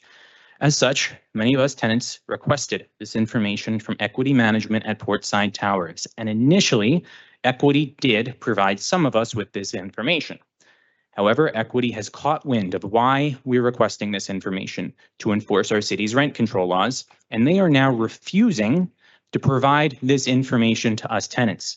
Equity is claiming they need to speak to their lawyers before they provide us with the information we need to submit to Chiron Richardson to get this process of enforcing our city's rent control laws started. To reiterate, Chiron Richardson is requiring us to provide copies of this year's and last year's leases, notice of rent increases, and proof of payment to enforce this city's rent control laws, and Equity is refusing to provide this information to us. Now, I know we're not supposed to curse, so I'm not going to, but I want you to just imagine me screaming obscenities right now because that's how insane this is. Equity is withholding copies of leases that we have signed and proof of our payments to prevent us from filing complaints against them to the city. How the heck are they still getting away with this? We've been cooperative with this process every step of the way, even though it's been almost 9 months since the Rent Leveling Board determined unanimously that both of our buildings are subject to rent control. Even though Equity has continued to raise rents with a blatant disregard for the law. Even though we've been lied to repeatedly about how long the recalculation process will take, and even though Chiron Richardson made it clear that he's not going to determine the appropriate base rents correctly, indicating that he will reduce them to what they were in 2016, rather than what the rent should have been in 2016. And even though we have yet to see a dime of the money that's owed to us, many of us tenants, myself included, have lost faith in our city's leaders. It's become clear that the deck is stacked against us as you all continue to let this bully that is Equity Residential steal our money. We have tenants on Social Security, for God's sake. It's absolutely shameful how this city, and by extension, all of you, are continuing to let this happen. The last thing I'll say is that we all vote, and your inaction against Equity Residential's crimes against us will not be forgotten.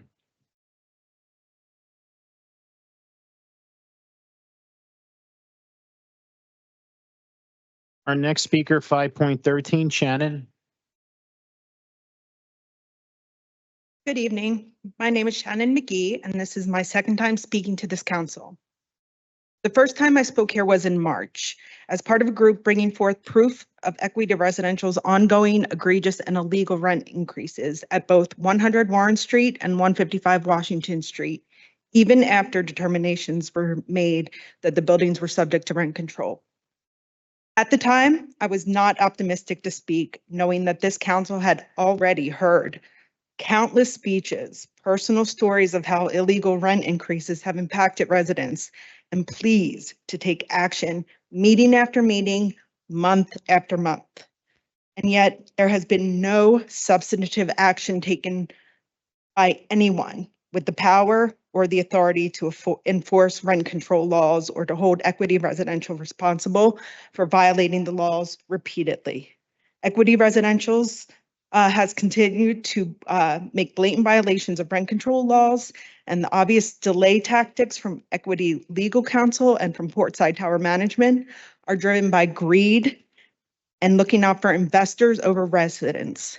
But they are only encouraged and enabled because no one has held them accountable or liable.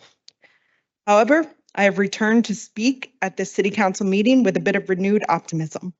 There has been promising developments in recent weeks, and we, the residents of Portside Towers, may yet see some justice. Equity Residential may be closer to seeing consequences for breaking the law and for defrauding residents. And better yet, the impact of this tireless work could have a widespread positive impact for affordable housing in New Jersey and beyond. We are being heard, and I am more appreciative than I know how to put into words. So I am here to say thank you. No, not any of you. Thank you to the wonderful people standing behind me. You, thank you. With all due respect to the council, The only reason there has been any progress or results in this matter are directly due to the unwavering courage and actions of the very persistent, very determined, and probably very annoying for those of you on the receiving end, the leaders of the Portside Towers Tenants Association. I will be forever grateful to Kevin, Michelle, and the rest of you for fighting for all of us day in and day out. Thank you for your time. And I suggest with my remaining time, a round of applause for my wonderful, crazy neighbors.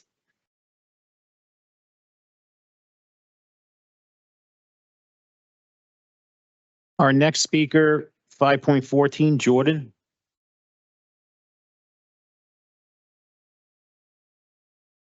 Good evening. I moved to Portside Towers 4 years ago. I know you've heard a lot of stories about Portside and the people who live there, but today I want to talk about a perspective that often gets ignored: accessibility. 2 months after our move, I woke up one morning and I couldn't walk due to a then undiagnosed infection in my spine. After 2 weeks in the hospital, I came home in a wheelchair. Any of us can become disabled at any time. We all grow old, joints stiffen, eyesight fades. Elevator buildings offer disabled and aging people autonomy. While the brownstones and multifamily units in the neighborhood can be less expensive, these older buildings often aren't accessible. I expected to be comfortable in my new home, an elevator building that Portside often calls luxury living, but I was often trapped, unable to leave the 7th floor. Late one night, shortly after I returned from the hospital, the fire alarms went off. My partner called down to the front desk to see if it was a false alarm. Multiple calls went unanswered. He began panicking. I couldn't walk, and the damage to my spine meant there was no safe way to carry me. He could take the stairs, but that would mean leaving me, and he feared that if it was a real fire, he wouldn't be allowed back up. After minutes of pained debate, he left me, tears in his eyes, to try to get help. It was a false alarm.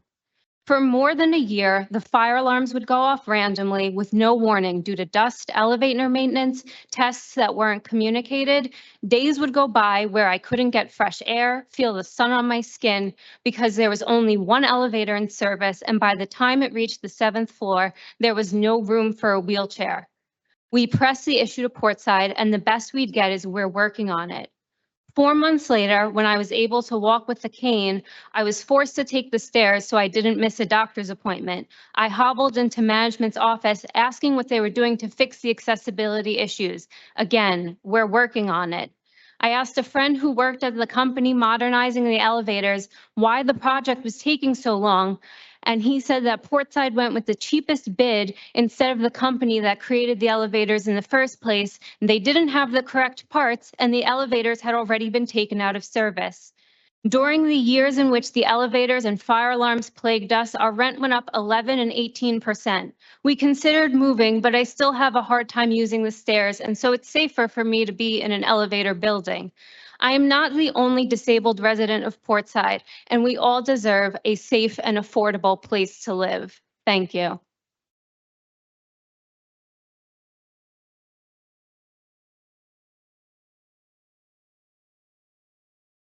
Our next speaker, 5.15, Jessica. Good evening, City Council. I come before you today with a simple yet urgent plea. We need a correct ordinance-based recalculation of our rents, and we need it without delay. Let's cut through the legalese and get to the heart of the matter. Your own filing, and I know Brittany's left, but I trust you're all familiar with it, says, pursuant to Jersey City Municipal Code, Chapter 260, the base rent is the legal rent charged or actually received by the landlord for the rental of a housing space as of January 11th, 1983. It's not the rate in 2016. The base rent should be as it was originally, not 2016 as Director Richardson intends. 1983, that's not a typo or clerical error, that's the law. Yet here we are in 2024, still fighting to have our rents correctly calculated based on an ordinance that's been on the books for over 4 decades. Every day without this recalculation is another day we're overcharged. Another day, our rights are violated. Another day, the law is ignored. Another day, your law is ignored by a massive corporation. Now, I know that some of you might say that it's complicated or it takes time, but let me remind you of what your own rent leveling board unanimously concluded.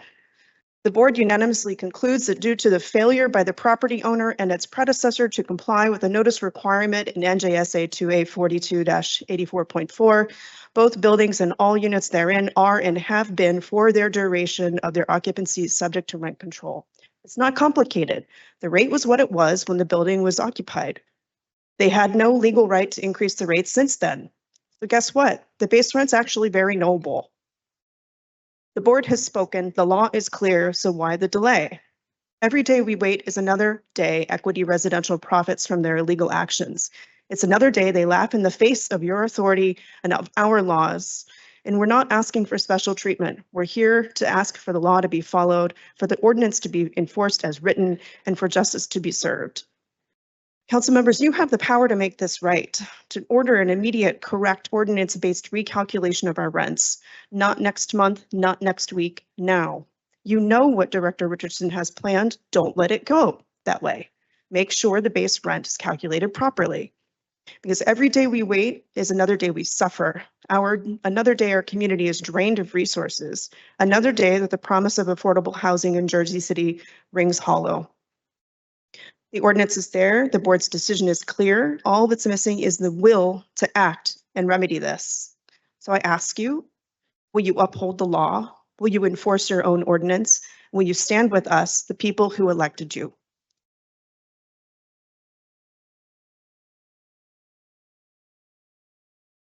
Our next speaker, 5.16, Derek. Okay, thank you. 5.17, Susan. Suzanne, sorry. Good evening, council members. Time is not on our side. Every day that passes without action is another day that justice is denied, another day that our community suffers, another way that Equity Residential profits from their illegal actions. Let's recap the timeline of this crisis. To not be redundant, but we have been here countless times is redundant. In October 2023, the Rent Leveling Board unanimously ruled that both Portside Towers buildings have been both subject to rent control. That was 9 months ago. 9 months of continued violations, 9 months of illegal rent hikes, 9 months of our laws being flagrantly ignored. In March 2024, Director Richardson sent a letter to Equity's attorneys reminding them that both buildings were subject to rent control and warning of potential fines and penalties. That was 4 months ago. What actions have been taken since then? We were promised recalculations. We were promised enforcement. We were promised justice. Yet here we stand, still waiting, still fighting, still being overcharged every single month. Every day of inaction isn't just a failure of governance. It's a compounding of the injustice we face. It's more money in Equity's pockets and less in ours. It's more stress on our families, more strain on our community. And let's be clear, this delay isn't just hurting tenants, it's eroding faith in our local government. It's sending a message that our laws are optional, that justice is negotiable, that corporate interest trumps citizen rights.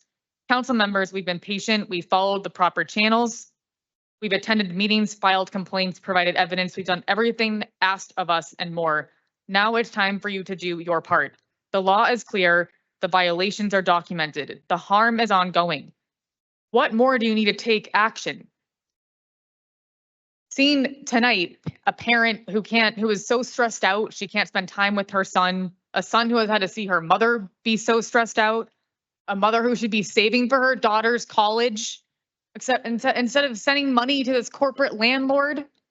And I mean, these are absolutely bogus lawsuits against people who couldn't pay their illegal rent and their credit is about to suffer. I mean, that's huge. She can't get an apartment somewhere else potentially or buy a home. All because of this city. Yes, it's this city and Equity. It's you guys for the landlords. I'm sorry. I'm not sorry, but I'm sorry. That's what this has been. You know, I am being chased by Equity to pay my rent on time tomorrow, but I'm waiting to get paid tomorrow so I can pay my illegal rent. It's just, it's a joke. I mean, aren't you all laughing at this? It's just crazy. How can we be told recalculations are going to happen, but then they're not recalculating? They've hired new people. Well, then where is the evidence? Where is the action? I mean, come on. Can we have an update? Are you guys calling Chiron? Thank you. What's going on? Our next speaker, 5.18, Joel.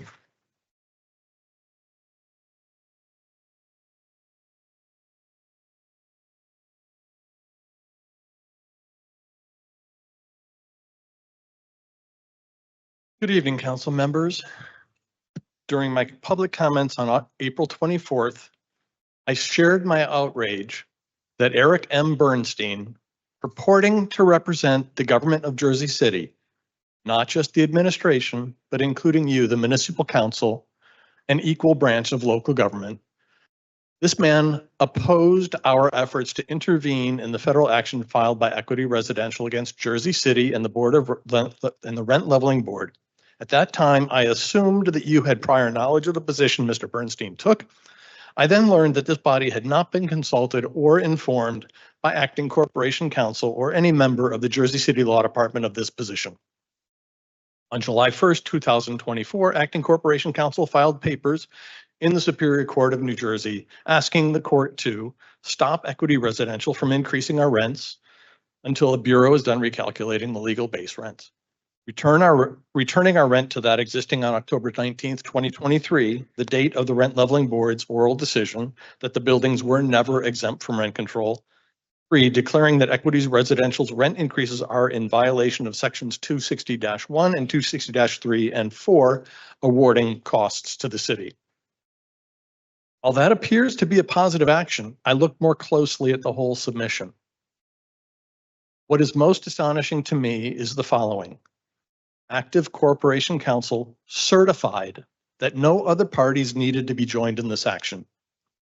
It is inconceivable that we, the tenants who have suffered the greatest harm, should not have a voice in the terms under which Equity Residential would be compelled to stop illegally increasing our rents. The language and intent of New Jersey Court Rule 44:28-1 required that we tenants must be parties to this Superior Court action. We have made it abundantly clear that we must have a voice in these actions regarding Equity Residential's illegal charges.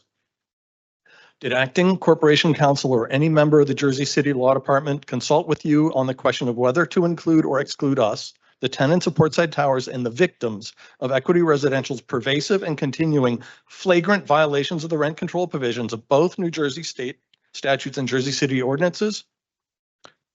Well, no. We have offered to stand with the city in the past. We would like to do so now. It is in the city's best interest that we can do so and stand united against equity. Thank you.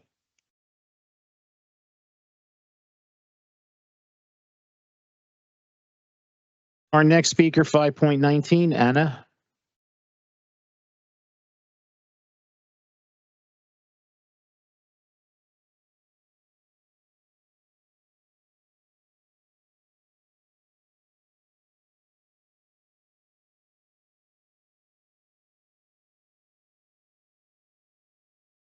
Hi.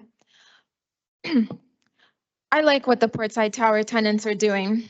I think it sends a message to corporate America, to the investment banks buying up properties across the country, the management companies terrorizing tenants, and the cities charged with enforcing their own laws. It sends the message that tenants' rights actually matter. These companies may be big, they may have staff, money, connections, and power. And these cities may have processes that move like molasses due to bureaucracy, but none of that compares to the spirit of the people, and none of that is supposed to matter when it comes to the law. There are more tenants than landlords, and while landlords and city officials may go home and forget about their day jobs, we go home and are always working towards justice for ourselves and for all the tenants who can't speak up. There are tenants across Jersey City who have to organize themselves in order to stand up to their landlords and ensure they are following the law. Like I asked all of you 1 month ago. What is the point of the tenant landlord office if tenants across Jersey City have to ensure that tenant code is enforced themselves? In a normally functioning city, I would be able to call the tenant landlord office and they'd have the power and wherewithal to immediately contact the landlord and inform them that they are violating rent control code and it must be remediated within a set amount of time or else they will be fined daily. Wouldn't all those fines help pay for the office to run better as well? As of now, that office is understaffed, underfunded, underperforming, and underwhelming. The Portside Tower tenants tirelessly research legal code and come here week after week with impressive speeches citing our city's laws. They come here offering you specific statutes that apply to their situation and calls to action that you, council people, can take. 2 council meetings ago, Councilman Frank Gilmore spoke up for the Portside Tower tenants and asked Corporation Council what more can be done. That was commendable and exemplifies a true political leader standing up for people. Unfortunately, Corporation Counsel's response did not directly address his question. She responded with what is currently in progress, which apparently wasn't, but not with what more can be done. My point here is that I find it concerning that the representatives of our city have difficulty directly answering questions and taking action. Thank you.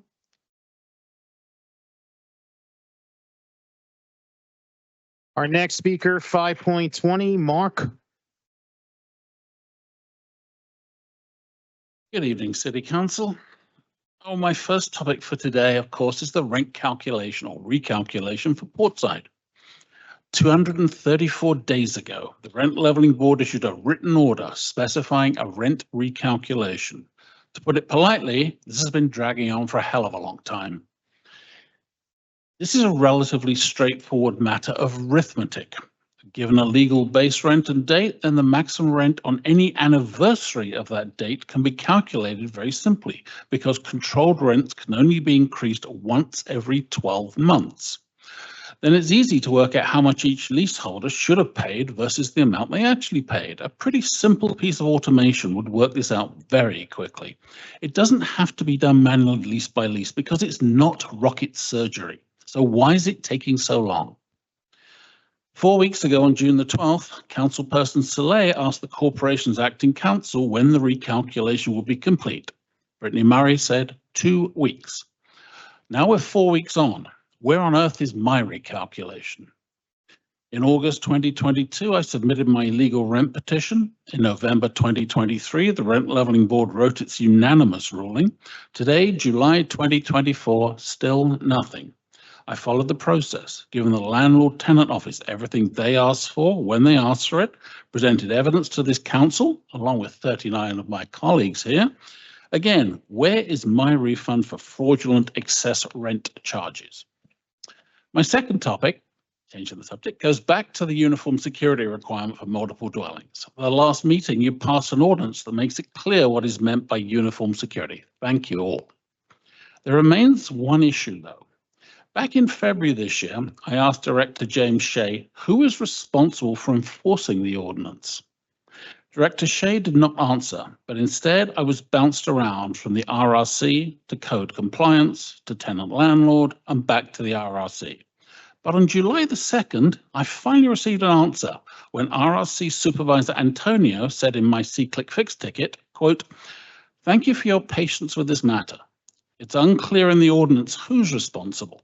And I was informed that the City Council and the Law Department are currently making changes to the ordinance to clarify which office is responsible for enforcing it. We'll update you when the ordinance is passed." Question, is there an update in progress? When will we expect to see it in its first reading form? Thank you.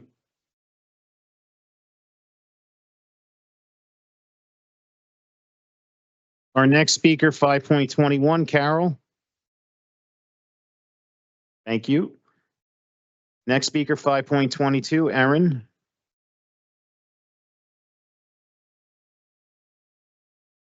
Good evening, council members. I'm here tonight because we're facing a crisis of obstruction that threatens the very foundation of our rent control laws. Let me paint you a picture.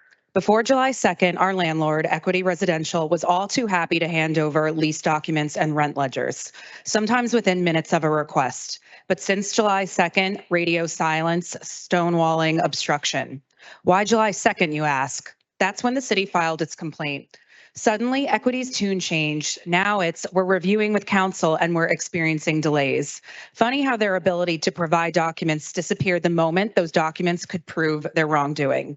This isn't just inconvenient, it's a deliberate attempt to hinder justice. Your own filing states, defendants, quote, defendants have violated Jersey City Rent Control Ordinance Chapter 260 by increasing the aforementioned tenant's rent during the pendency of the recalculations of base rent underway by the Bureau, end quote. But how can these recalculations happen if Equity won't turn over the documents? It's like trying to solve a jigsaw puzzle with half the pieces missing. This obstruction isn't just hurting us, the tenants. It's an affront to this council, to the city. It's Equity saying your laws don't matter to us. Your authority means nothing. We need you, our elected officials, to take immediate action. Compel Equity to produce these documents. Use every legal tool at your disposal. Because without these documents, justice isn't just delayed, it's denied. Remember, every day this obstruction continues is another day tenants are overcharged. Another day our rights are violated. Another day Equity thumbs its nose at your authority. The time for half measures is over. We need decisive action. We need it now. Show Equity, show all of Jersey City that our laws have teeth, that obstruction will not be tolerated. The ball is in your court, council members. Will you let Equity's wall of obstruction stand, or will you tear it down brick by brick, document by document until the full truth is revealed? We're counting on you. Please don't let us down. Thank you.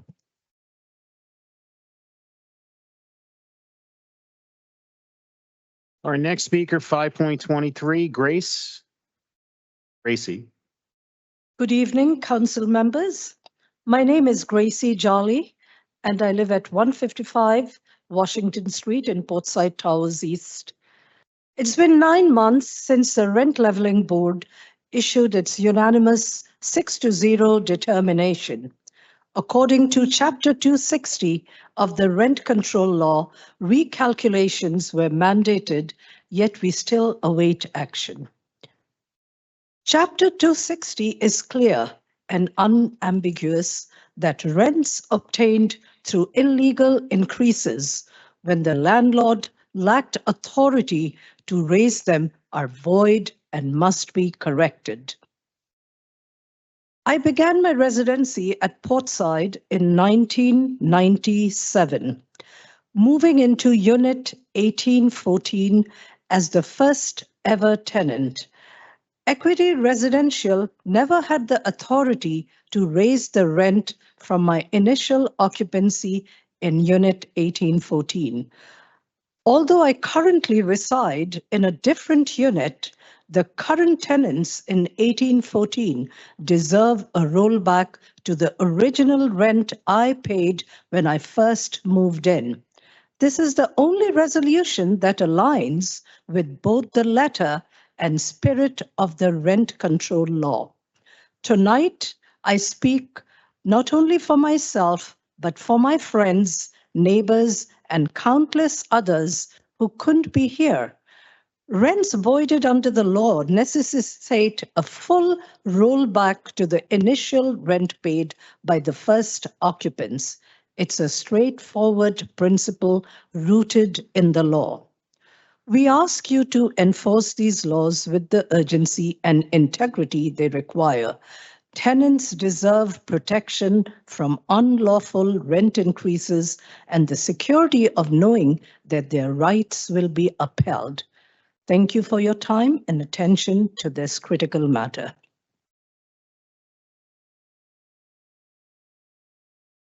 Our next speaker, 5.24, Brendan.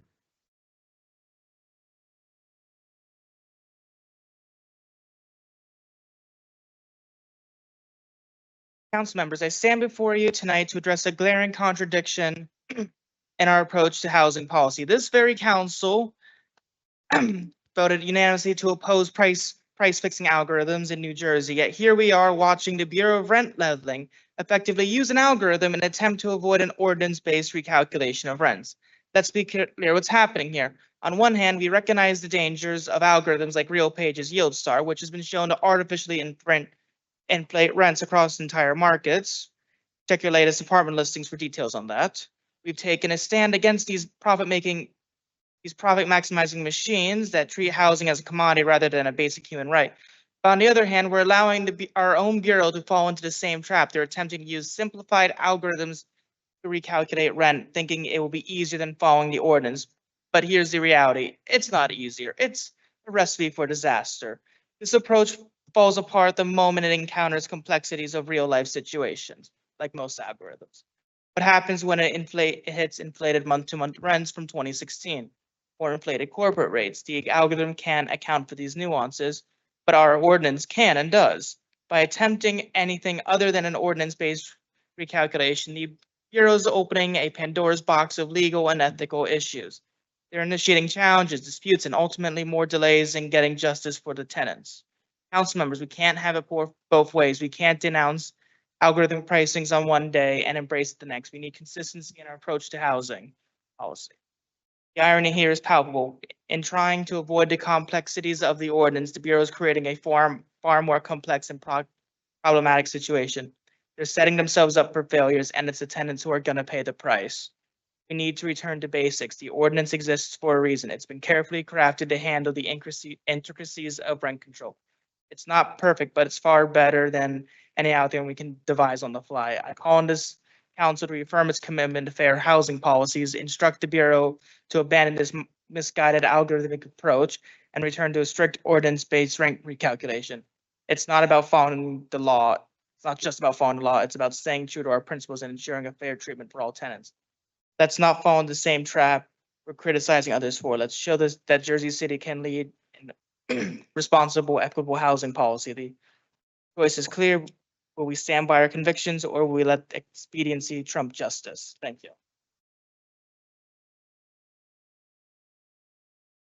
Our next speaker, 5.25, John. Hi. It's been over 2 years since we submitted the first raft of illegal rent petitions to the Bureau, despite the Mayor's claim in a recent forum that we were reluctant to submit them and have only recently done so. Since then, a number of things have happened, and among them are the Bureau mysteriously reversed its previous position and ruled Portside Towers to be exempt from rent control. We've heard evidence of official documents being altered to assist landlords in bypassing certain procedures. We submitted more petitions that were never answered. In October 2023, in a rare bright moment, the Rent Levelling Board ruled unanimously that Portside is not exempt from rent control and that refunds should be applied. Then the Bureau attempted to alter the rollback period for refunds in the landlord's favour. We've asked for this council to conduct an investigation into the city's conduct, and that has yet to materialise. Even the recent vote on the Bernstein contract, it's great that it didn't pass, but as President Waterman said, it would have been unethical. Why then did some of you vote yes or abstain? Why wasn't it a unanimous no vote? Yet we're still in this battle. Over 2 years of swimming against the tide. It shouldn't feel like we're in battle with the city because the city is supposed to represent us. My point is that we've come this far, not thanks to the city's administration, but in spite of it. We've heard anecdotes of residents groups fighting similar battles in the city in previous years, yet they waned and eventually gave up. But then, as Shannon previously said, not everyone has a Michelle Hirsch and Kevin Weller. We've come this far thanks primarily to them. If it weren't for their drive, efforts, altruism, and vast knowledge, our campaign may well have faltered like those similar ones they have in the past. They've inspired the rest of us to keep going, and they've worked hard to help us through complex processes. It's sad that it should be this way. If only the city had had our backs from the start, it wouldn't be necessary. Residents shouldn't have to rely on people like those two.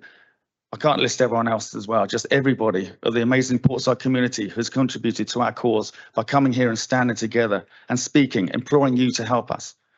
The recent passing of the Opera resolution was a dark and significant event in already disturbing times in the current political environment. The public need to know they can rely on their representatives to protect them. We're at a critical stage in our rent control fight. Despite encouraging recent developments, it's clear the city has not got our interests at heart.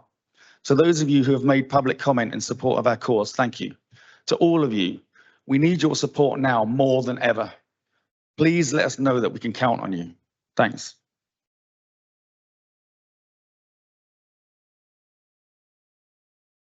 Our next speaker, 5.26, Shannon. Good evening. Before I say my prepared speech, I just had a question. Earlier tonight, ordinance 24-059 was adopted unanimously. And I'm just wondering, that word unanimous, does that mean people who don't agree with the ordinance can ignore it? Just clarifying question about the word unanimous, as we hear the word unanimous a lot with regard to the rent leveling board's decision. When I prep for these meetings, I try really hard to think about meaningful things to talk about in hopes to compel others or you to act. Do I focus on personal stories or eloquent language, emotion, data, humor, begging? I've done it all. What occurred to me today is the frustration of having to beg for laws to be passed or laws to be followed. There's so much to do in the world. It's terribly frustrating. So many people that need help post-COVID. There's political tumultuousness. We're divided post-George Floyd. There's just too much to do. And I know that you all have things you want to do. We all have things that we want to do. But here we are begging for a law to be followed.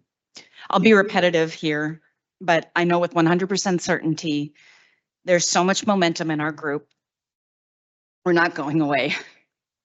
The council has got to see that by now. You know we are serious. I understand that there was a Portside group that came to the council prior to us, but they got tired and gave up, but we're not anywhere remotely close to giving up. Thanks.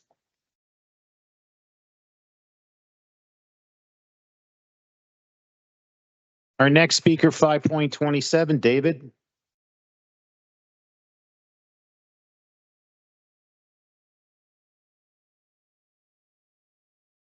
Good evening, members of the council. I live at Portside Towers, as you may have heard. In October 2023, the Rent Leveling Board found that both towers at Portside Towers have never been subject to rent control. We are still waiting for justice. I received a further illegal rent increase in April 2023. We were instructed to write to the Office of Landlord-Tenant Relations with copies of the old and new leases and evidence of rent payment. I requested our rent ledger from Equity Residential and they did not provide it. So I had to look through my own records.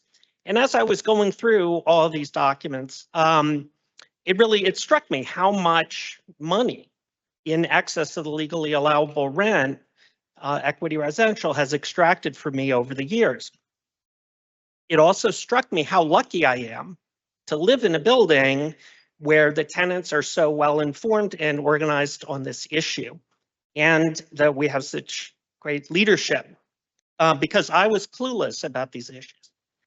I believe there are many renters throughout Jersey City who are being taken advantage of, but are not aware of it, and are not as lucky to have these kind of fellow tenants.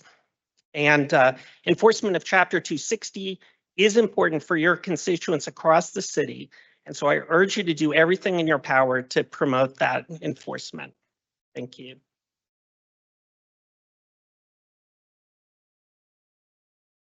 Our next speaker, 5.28, Danilo. Good evening. Some quotes from Mayor Fulop. In his governor-run housing policy, one of the most significant challenges for New Jersey is the shortage of affordable housing at the state of the city. We have more approved units of affordable housing than ever before. The real deal, quotes Fulop, creating clear boundaries that protect tenants and also create a database to track municipalities' compliance with housing obligations. Mayor Fulop about the new housing portal. Today is a natural next step in the progression of making affordable housing more accessible to residents. Mayor Fulop about the issue of landlords charging illegal rents by ignoring the rent control ordinance. Oh, yeah, there is no. Does the mayor really think voters can be tricked that easy or do not see the connection? And just in case the connection between affordable housing and enforcing the ordinance 260 is not clear, We only need that many affordable housing units because Ordinance 260 is being ignored, because rents spiraled out of control based on price-setting algorithms. And don't forget, affordable housing units need to be approved and built first. The buildings where illegal rents are charged are already here. How about making them affordable again? And what about that phony term affordable housing in the first place? Shouldn't be housing affordable in general for everyone per default? Oh wait, maybe this is the reason why rent control is the default in New Jersey. I was born and raised in Germany, as you know, where affordable housing and rental protection is the default. No exemptions per default. Rents and rent increases are limited and obligations of landlord are enforced per default. A leak for more than 3 years in our living room or barely warm water in our kitchen for more than a year? Non-functional AC units for years like in 100 Montgomery? Any sort of issue would lead to the right of the renter to deduct rent if not fixed per default. We just visited and told the last chapter of our story. You should have seen their disbelief. You should have seen their stunned faces. No one can grasp such things can happen in a developed democratic country. If the mayor truly supports affordable housing, where are our recalculations? Where are the fines for our landlord? Where are the investigations how all this could happen and how many buildings are truly impacted? And where has he been for the last 2 years? If he really cared, he would have been here, and he wasn't once.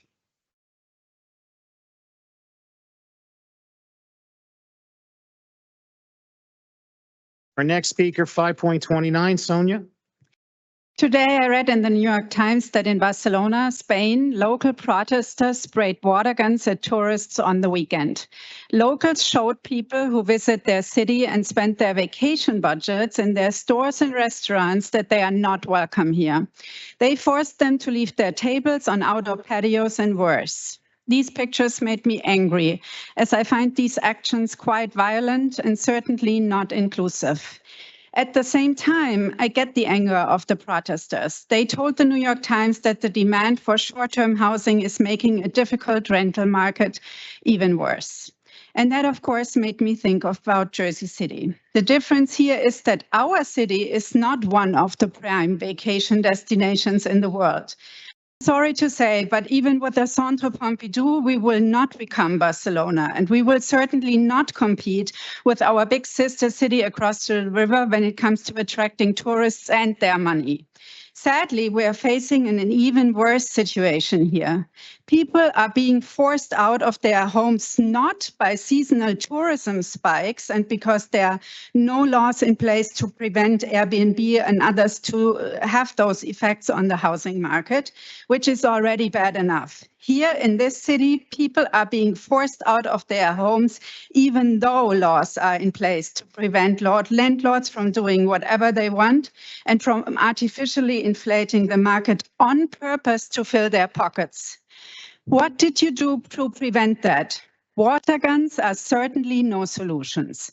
In my opinion, you actually chose a far more violent approach than water guns. Your violence was and is silence. Albert Einstein once said, if we were to remain silent, I'd be guilty of complicity. Maybe your bet is on that no one will remember the silent. I'm not so sure about that. But I repeat, for what this group will be remembered for filing a $400 million class action lawsuit against Equity Residential, which could potentially exceed $700 million, for bringing justice to Jersey City. And I quote Kevin here on several outlets about standing up for tenants' rights everywhere. And Michelle for ensuring that affordable housing remains a reality and not just a promise. All of us will be remembered here for speaking up, literally. And you, we've asked you that multiple times for what you want to be remembered for when all of this is over. I will say two things. Over the last 2 years, we've made it clear which role you've played, and I'm very sure your constituents will remember. I personally will remember most of your silence, your disrespectful, violent silence. Tonight, I once again bow to those who have been breaking through this painful silence. They stand all behind me.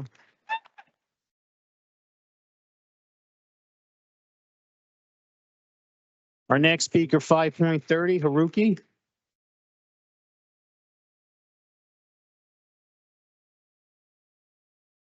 Good evening, council members. Let's cut to the chase. We're not here to mince words or play games. We're here because our rights are being trampled, and it's time to put a stop to it.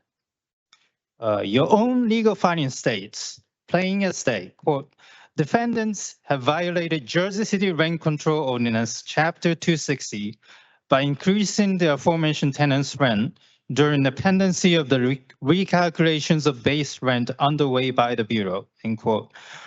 There it is in black and white. Our landlord is breaking the law, your law. So why are we still here begging for enforcement? We've launched a $400 million class action lawsuit, but not for the money, but for justice. Because if the law won't protect us, we'll use the law to protect ourselves. But to be clear, this is not just about Portside Towers. This is about every tenant in this city, in this state, in this country. It's about standing up and saying enough is enough. So council members, I have one question for you. Are you with us or against us? Because there's no middle ground here. You either enforce your laws or you're complicit in breaking them. Now, I hope this question is rhetorical. I am optimistic, I choose to be optimistic because, I mean, it's way too hard to live in this world without a dash of hope. But obviously the choice is yours. But I would like you to remember, history has its eyes on you. What side will you be on when this chapter is written? Thank you.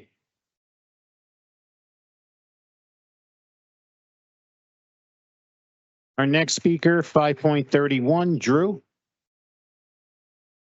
Is Drew here? Okay, next, 5.32, Eduardo. I don't know if I'm, okay. Thanks, Councilman.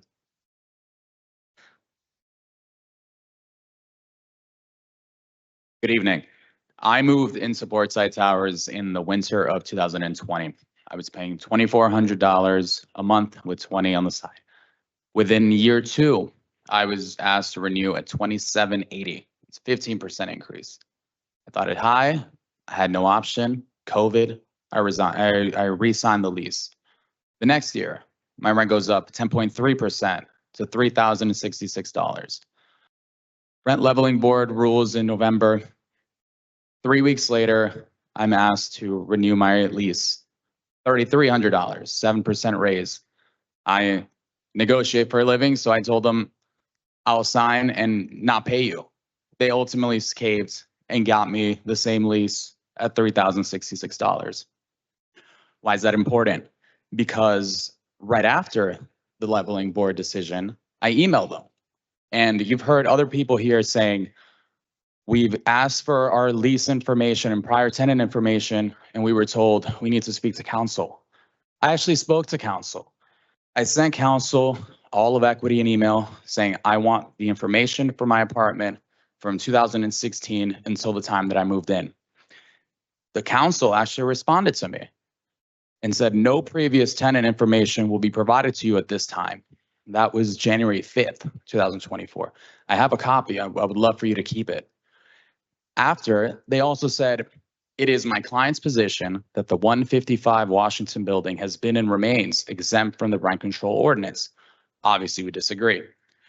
And continue with that sentence. If it is ultimately determined that a specific and accurately calculated rent adjustment must be made to your account, my client will do so at that time. So let's hold them to it. Come to a recalculation. Let's see if they actually follow the suit. My guess is they won't. But what do we do then? I can't do anything. You can incentivize them, though. You can incentivize them by calculating a base rent. You can incentivize them with daily fees. You can incentivize them with fines. You can incentivize them with the threat of jail. But the one thing I ask is that you don't incentivize them with silence, because that's gotten us nowhere in the last 10 months and won't get us anywhere going forward. So I asked with the last 34 seconds I have, if I can just leave you a copy of their writing and a copy of all of the 45 months I've been here showing the rent increases month by month. Yeah, give it to the clerk.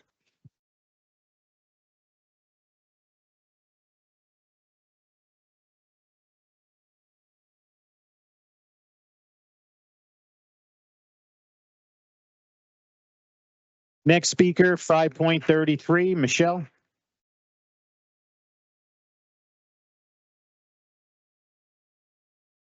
At 4:37 p.m. yesterday, Portside tenants were notified that our on-site management office would be closed for the entirety of today for a company event.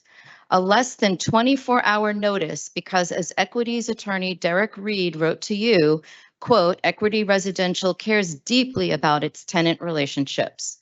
This was a last-minute notice of the office closing when tenants are actively trying to obtain copies of their leases and ledgers so they can submit violations of continued illegal rent increases, as Brittany Murray stated, on a case-by-case basis to Director Richardson's office. Not only was the Equity office closed without sufficient notice, but ever since July 2nd, including today's closing, our management staff has been stonewalling tenants and telling them they can't provide the requested documents because they require council review. We're talking about contracts the tenants have with their landlord and receipts of payments. That is nonsense. That management isn't responding to the needs of their current tenants is nothing new. How about former tenants? Did you listen to our friend Sangeetha's speech? She's a former tenant, but she's nevertheless part of our tenant group that attorney Derek Reed promised you in his April 26th letter that Equity won't be coming after tenants because, quote, Portside agrees that to avoid needless confusion about the rents to be paid during the pendency of this case, it would be appropriate to preserve the status quo until the court's resolution of the underlying merits. The balance of money that Equity is trying to steal from Sangeetha was sent to a collection agency as rent owed. That's not preserving the status quo. In fact, Equity more than likely owes Sangeetha money. Derek Reed, Mark Perrell, and Andrew Vale. Do what you promised and revoke your submission to collections for Sangeetha. Do it first thing tomorrow and do it so that her credit is not affected. What kind of care deeply about tenants' relations is it when Equity lies to government officials that it's going to maintain the status quo? What kind of care deeply about tenants' relations is it when Equity management is actively engaged in obstruction, preventing tenants from being able to file their violations? I'll remind you of the truth. I spoke last month. Equity Residential stole money from me and my family. It continues to steal money from us, all of us. Mark Perrell, stop stealing our money, and Stephen Fulop, stop giving him cover. Thank you.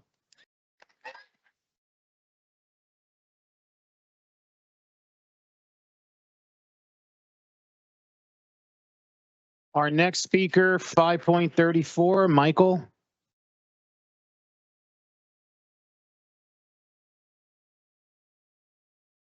Is Michael here? Moving on. 5.35, Kathleen, she was here earlier. Not here now. 5.36, Christopher.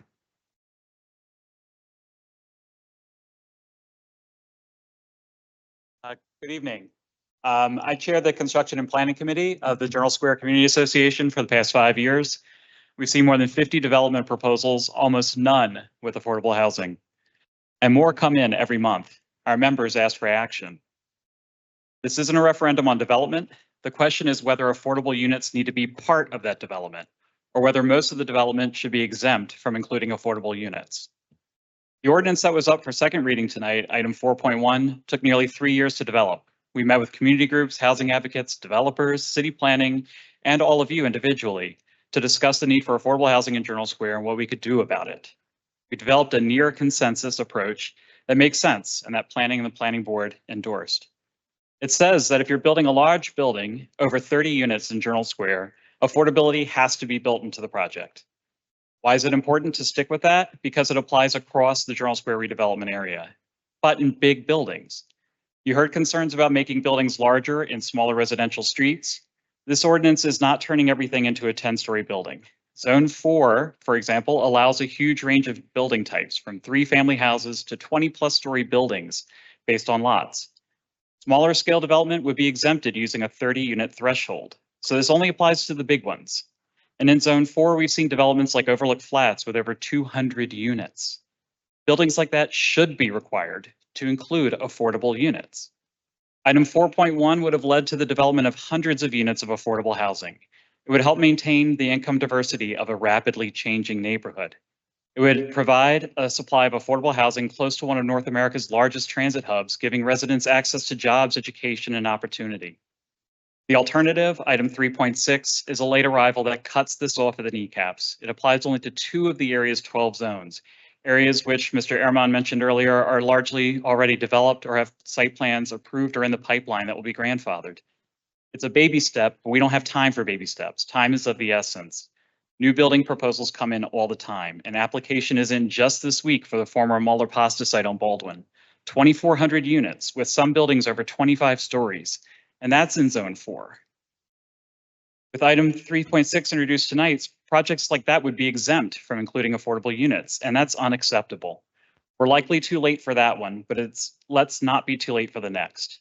As our elected leaders, you hear about the affordability crisis in the city all the time. I'm encouraged by your comments earlier that the importance of this issue is understood. Let's work quickly on a more comprehensive affordable housing element for Journal Square. Thank you.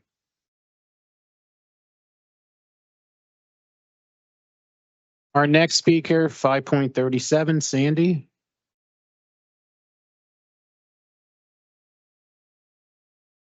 Good evening, council members. The Journal Square 2060 redevelopment plan affordable housing amendment could have been a comprehensive, positive step towards bringing more affordable housing to Journal Square. This amendment should have considered all zones in Journal Square because it incentivized developers to create affordable housing. It would have increased the feasibility of affordable housing projects, and it would have increased the amount of affordable housing in our great city. And therefore, it would have made affordable housing attainable for the posterity. Affordable housing is proven to increase economic mobility, create long-term employment opportunities, and it allows for a diverse cultural fabric, which is the embodiment of Jersey City. All Journal Square neighborhoods should be given this privilege. Please reconsider and support making affordable housing the standard across all zones in Journal Square. Thank you.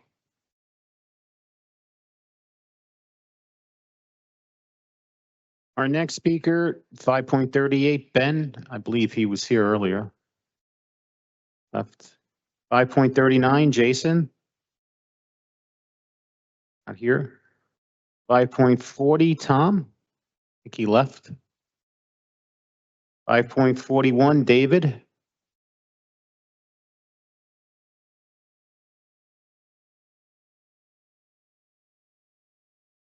Hi, members of the council. I don't come down to speak here often. This is my second time, but I experienced a really great transformation in my neighborhood in the Heights recently, and I wanted to come voice my support for the project. The protected bike lane that was added on Franklin Street and Manhattan Ave was life-changing for me and my family. Please make that bike lane permanent. My young daughter used the lane every day to get to daycare on her balance bike. My spouse used the lane every day on a city bike on her way to Journal Square. I've lived on Franklin Street for 3.5 years. My daughter's growing up here. I drive a car, I ride my bike, I walk, and I push a stroller. I use the bus. But stepping out that front door into a bike lane opened up possibilities for us I didn't see before. We were finally able to safely use the bike trailer I purchased several years ago, and I towed my daughter and her friend to Hoboken and to Newport. Car traffic on Franklin Street was calmer, and we were safer at rush hour during drop-off time near PS8. There were fewer bikes on the sidewalk. Delivery workers for restaurants on Franklin Street and those coming off of Central Ave had a safe option and took advantage of it. The 87 bus moved quickly across one-way Franklin Street. I saw emergency vehicles moving through the roadway on many occasions. It was easy to move between Pershing Field and Palisade Ave, where Riverview Park is. Streets were quieter. Cut-through traffic from Tunnelly Ave decreased. I could go on and on about the benefits, but I'd like to point out that there are over 30 miles of roadway dedicated to cars and free parking in Jersey City Heights. And with the removal of this lane, there are 0 miles of protected bike lane in all of Jersey City Heights. We're way overdue in changing that, and I'm asking you, especially Councilman Saleh and Baggiano, to please step up, do what we need to do to keep people safe in Jersey City Heights, add a protected bike lane that will be the first step in a network connecting us to the rest of the city. We're isolated in terms of transit, and we're isolated in terms of bike lanes. I feel like the opportunity is slipping away, and we need to move quickly now to make this permanent. Finally, several of my neighbors in the Heights who are unable to attend tonight have asked that I mention their names here in support of the bike lane. Those neighbors are Daniel Bogra-Udall, Michelle Ralph Fortin, Charlie Hill, Amanda Luciano Hill, Laura Moole, Shimpai Shirafuji, Mark Colasardo, Shafika Hashash, Elena Honarth, and friends Andrew Bear and Sarah Bear also wish to note their support from the Bergen Lafayette neighborhood. Thanks again, and please make the lane permanent. Our next speaker, 5.42, Ann. I'm Ann Atkinson. Thanks so much for having this meeting and for letting us have a little second to speak. And also to the stuff that went on before I got here. Wow, you guys. Yeah, I'm also here to speak in favor of the protected bike lane that's in Jersey City Heights on Manhattan Avenue and Franklin Avenue. It's gone as of yesterday, but it was amazing. It was so amazing. I wouldn't have personally even chosen that spot, but actually, I live a block from where it started on Manhattan Avenue, and my child, who's 2.5, her daycare is at the end of Franklin, so like at the other end of where the lane was. So I could actually get from my apartment to her daycare in a protected bike lane, mostly, which was amazing. But also, when you walk up to Pershing Field, there's a intersection of, this is really specific, but the intersection of Summit and Manhattan is crazy. There are 4 lanes of traffic all trying to run into each other as fast as possible. When you walk across the street, you feel like someone's going to hit you every time you walk across the street, which is bananas because there's a huge public park right there. So the people who are crossing the street are, I don't know, people with pets and the, you know, like families, people with strollers, yeah, people with walkers. It's just not a good place for a really crazy intersection. What I experienced, it's anecdotal, but for the 3 weeks of the bike lane, there was 1 fewer lanes of traffic. It was absolutely calmer. It was so much nicer to walk across the street. I didn't think I was going to die. So that was cool. Yeah, and in terms of my stats, I drive a car. I work in Staten Island, so I drive there. When I'm local, I tend to try to walk or ride my bike. So I do all the things, I think. I'm aware of driving issues for sure. But when I'm riding my bike, the thing I really want more than anything is just to not die. Like, that's what I want. I just want to be able to ride my bike and not be hit by a car. It's that simple and that basic. And I mean, there are problems in the world, so many problems that we can't figure out how to solve. This one's kind of easy, right? It's like you just make a spot for the bikes to ride and then they're not in traffic. We have sidewalks for pedestrians so they don't get hit by cars. It's awesome. We could have a sidewalk for bikes. It's called a bike lane. And then you're not in traffic. It's better for cars. When I'm driving a car, I don't want to hit a bike. Like, I really don't want to. I would love it if the bikes were somewhere else, frankly. And when I'm riding a bike, I don't want to be in traffic because I don't want to be hit by a car. That's the number one thing I want. The number two thing I want is just to be able to ride to the path. That'd be cool. Okay, thank you.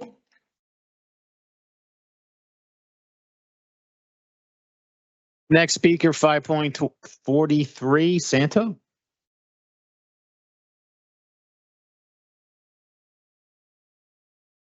A long evening too. I came here to give you guys heads up on what's going on with the Parks Department. Okay. In the back, you have a private contractor doing the maintenance of the parks, and you're spending about $3 million, which the Parks Department can do this cheap head the personnel. Okay, this private contractor does not do any inspections in the park, does not do any repairs in the park, does not look at the bathrooms in the park. And lately, just recently, Persian Field was under attack.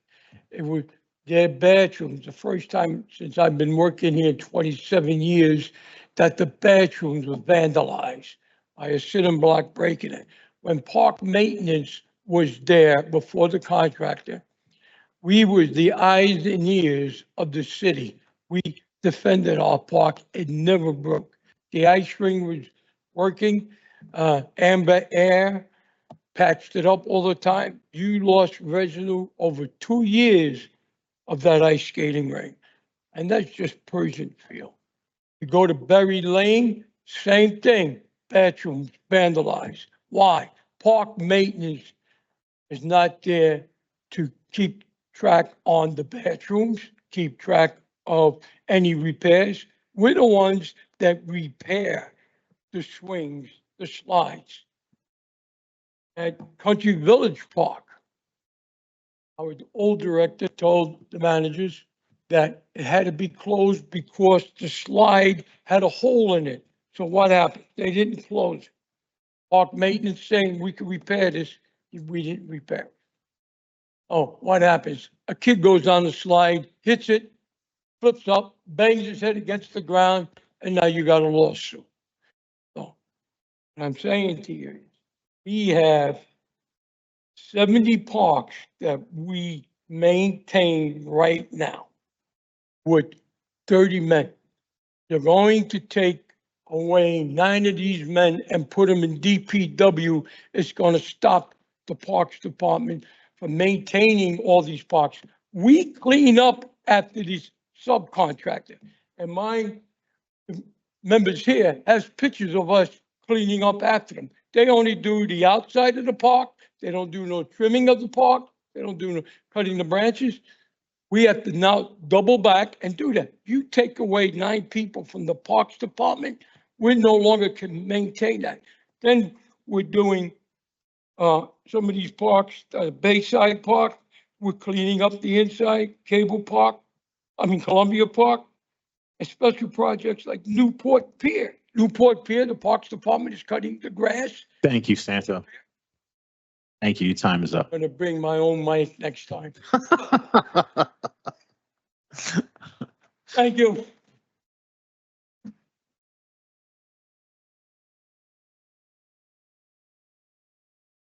Next speaker, 5.44, Kevin. I don't think he's here. Next, 5.45, Katrina. I don't think she's here. That's a person Bajiana would know that best. 5.46, Sharon, I believe she left. And 5.47, Zachary. Not here. And not on your speakers list, but did sign up before the start of the meeting, 5.48, Craig.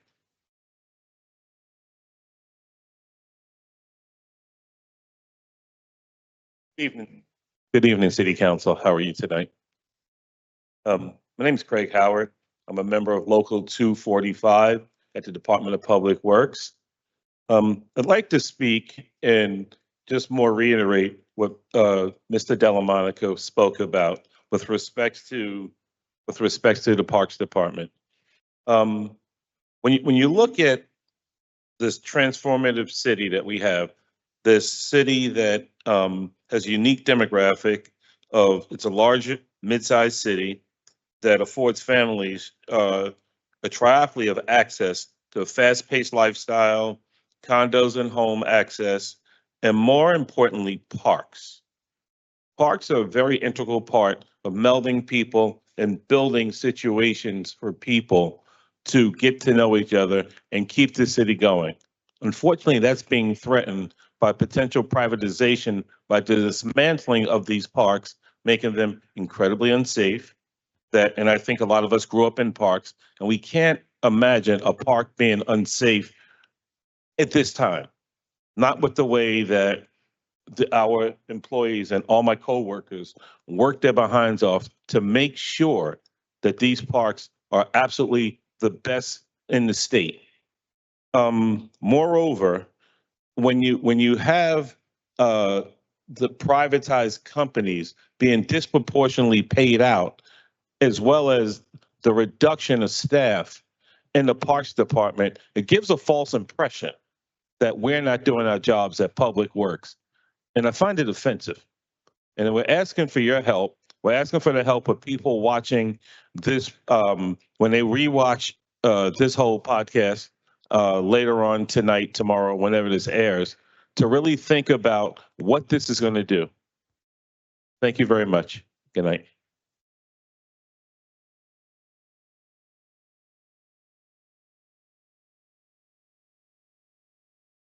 All right, that concludes our public speakers. Before we move on, I want to get my camera set up.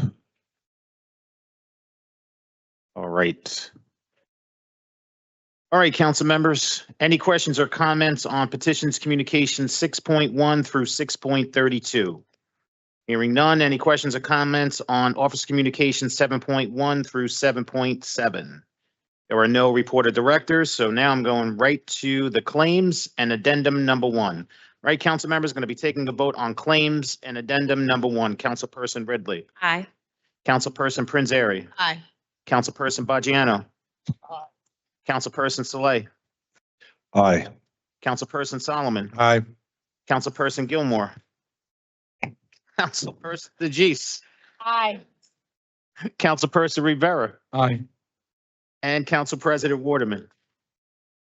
Claims and addendum number 1 are approved unanimously 9-0. On to our resolutions. All right, council members, I'm going to be taking a vote on items 10.1 through 10.11. Again, that's 10.1 through 10.11. Councilperson Ridley. Aye. Councilperson Prinzary. Just briefly on 10.9, I know that Frank Lamparelli is not here with us tonight. We will be with him next week at his retirement party, but I just want to thank him for his dedication and service to the city of Jersey City, and for showing me as a first month as a new council person what it's like to spend 8 hours on a snowplow during a snowstorm. So with that, Frank, thank you. We'll be with you next week. Thank you, Councilman Solomon, for co-sponsoring. I vote aye.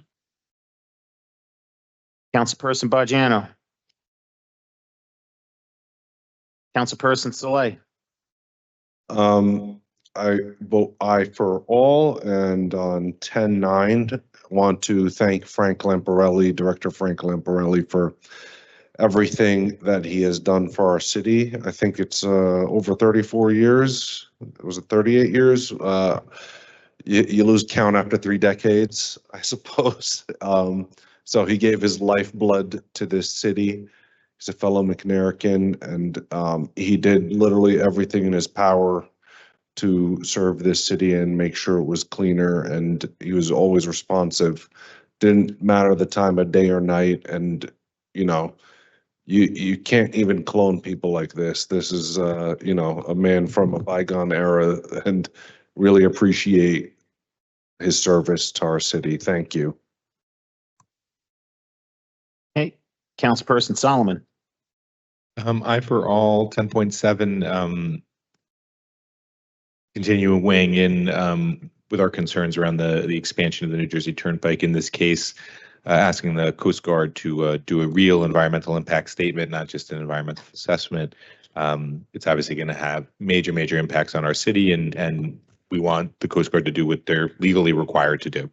And then 10.9, obviously, congratulations to Director Lamparelli and his retirement. He will be missed. He really, really helped a lot of us, do right by our constituents. Aye for all. Can I abstain on 10-4, actually? Sorry, I had it. Staying on 10.4? Yes, sir. Okay. And aye on the rest, correct? Yes. Councilperson Solomon, you're aye on all. Mm-hmm. Councilperson Gilmore. Well, I vote aye. Congratulations on Frank for his retirement. Thank him for his service. I'm not doing 30 years in the city, but we do thank him for his service.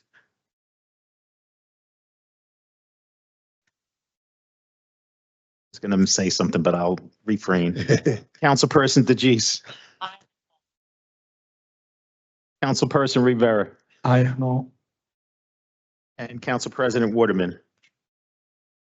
Items 10.1 through 10.3 are approved 9-0. Item 10.4 is approved 8-0-1 with Councilperson Saleh abstaining. Items 10.5 through 10.11 are approved unanimously 9-0.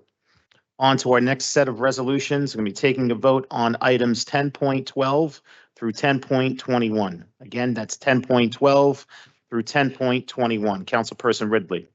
Aye. Councilperson Prinzary. Aye for all. Councilperson Baggiano. I'm going to abstain on 10.12 and in the rest. Councilperson Saleh. I'm going to vote aye for all. I do have concerns regarding 10-12. I don't know if it's beyond the software or if the union has to negotiate with, the city, and if we could get a resolution to that, because they've been complaining about not being paid properly. So I hope that we come to a resolution on that as soon as possible and take care of our 911 operators. Thank you. Aye on all, correct? Yes, sir. Thank you. Councilperson Solomon. Aye and all. Councilperson Gilmore. I'll vote no on 12 and aye on the rest. Councilperson DeGise. Aye on all. Councilperson Rivera. Aye. And Council President Waterman. Great. If I can just recap. So, you good, Trace? Just give us 1 second. Item 10.12 is approved 7-1-1 with Councilperson Gilmore voting no and Councilperson Baggiano abstaining. Items 10.13 through 10.21 are approved unanimously 9-0. On to our next set of resolutions, items 10.22 through 10.32. Again, that's 10.22 through 10.32. Councilperson Ridley. Aye. Councilperson Prinzary. Aye for all. Councilperson Baggiano. Aye for all. Councilperson Saleh. Is it up to 1032? 1032. I'm going to vote aye for all. I also just want to say regarding 1032, advocating for a federal prohibition on the purchase of 1 to 4 family homes by hedge funds, private equity, corporations, and institutional investors. As far as the New Jersey DEP study, not DEP, sorry, it was Department of Community Affairs, excuse me. The Department of Community Affairs, they did a study, and as of 2020, 15% have been purchased by these types of investors and entities. And I never said this was a silver bullet. This legislation is not a silver bullet. Yes, it constitutes only 15%. God knows how much it is now. However, like when are we going to act, right? Should we act when it's 30%? Should we act when it's 50%? When the wolves have taken over every single hen house? When is government going to get ahead of this problem? Okay. It's not the silver bullet, but we need to start somewhere. Okay. We need to build more. We are 4 to 5 million homes short for our growing population in America. There is an artificial scarcity with homes with building units. So we have to build these units. We have to build these homes. The government needs to assist. We need to do community land trusts. We need to have strong rent control laws. We need to make sure that we're protecting tenants. All of these things that will make our country affordable, that will make the American dream possible. Right now, it's farther and farther out of reach. And if we let this continue, then you're going to have a nation of indentured servants, essentially paying rent to their corporate overlords. Who can compete? Who can compete when you want to buy a home? It's your first home, and then an institutional investor or entity comes in, plops down a bag of cash, and says, "I want to buy this home." Okay, and because of the artificial scarcity, they will win the day. Okay, the homeowner's going to go with the best offer. That's the way the free marketplace is. I don't think that these corporations have a place in 1 to 4 family homes. Okay, we are the first generation to not be better off than our parents. So we need to start somewhere. This is a start. It's not the silver bullet. Again, there's other things we can do as a government, as a people in this country, in this city, in this state. So with that, I just get off my soapbox and I vote aye for all. Thank you. Councilperson Solomon. I want to thank Councilman Saleh for bringing the resolution on the, trying to address these purchases on the agenda. I wasn't aware of the federal legislation and glad to raise our voices in favor of it. And with that, I vote aye for all. Thank you, Councilperson Gilmore. I'm going to abstain on 1024. Thank you to Councilman Saleh for bringing forth 1032. I think we need to do something, although I'm very realistic, dealing with reality. Maybe almost too late seeing the current climate in the marketplace. But I think something definitely needs to be done as it relates to these corporations just swallowing up these 1 to 4s and essentially ridding people of the American dream of owning a home. So I'll vote aye on all, and I'm abstaining on 24. We going to 32, right, Sean, or 34? Yeah, no, 32. Okay. Thank you. Councilperson DeGise. Aye on all. Councilperson Rivera. Aye. And Council President Waterman. Okay, if I can just recap. Items 10.22 and 23 are approved unanimously 9-0. Item 10.24 is approved 8-0-1, with Councilperson Gilmore abstaining. Items 10.25 through 10.32 are approved unanimously 9-0. Okay, we're going to move to the balance of our resolutions. We're going from 10.33 to 10.44. Before I call for a vote, I just want to get confirmation from our business administrator that we had the green light to approve the amendments for the calendar year budget and to adopt the calendar year budget. Yes, Sean, we do have in writing from the Department of Local Government Services from the state that they accept the amendments and final adoption of the budget. Thank you very much. So with that being said, council members, I'm going to be taking a vote on items 10.33 through 10.44. 10.33 to 10.44. Councilperson Ridley. Aye. Councilperson Prinzary. Briefly on 10.43, it was an honor to know Mr. Hallinan, as I always called him. John, thank you for sharing your father with us. I vote aye for all. Councilperson Baggiano.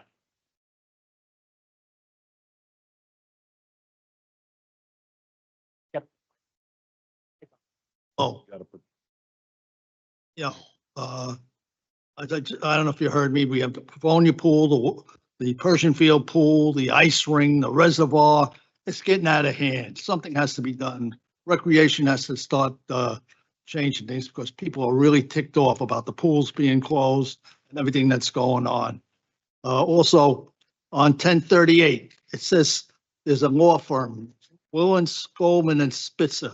That's not the former governor of New York, is it, Sean? No, It's his no, uncle, no, Rich. Because No. if it was, I was going to vote no. no, but I think the VA wants to address that. Councilman, I'm confirming it is not. And then, John, as far as your father goes, he was the best. And, no, he'll always be remembered. And my cousin loved him, Mike, military. Thank you. Vote aye on the rest. Aye on all, correct? Yes. Councilperson Saleh. I'm going to vote aye for all. Really appreciate the contract for, what is that, Pavonia Marion Park. And, you know, there's a lot of problems in this city. It's easy to identify those problems, but what we really need are solutions. We need everyone to be an active participant, a stakeholder, and working in collaboration with each other. That's what this city needs. And with regards to 1043, we lost a really good man and, you know, a gentleman, and it's a tragedy. And, you know, he's looking down on you today and he's proud of you and really appreciate everything. You know, if you're 1% of the man he is, you'll be the best man alive. So that I vote aye for all. I wish I had a vote tonight. Councilperson Solomon. I'll vote aye, 1033 to 1039.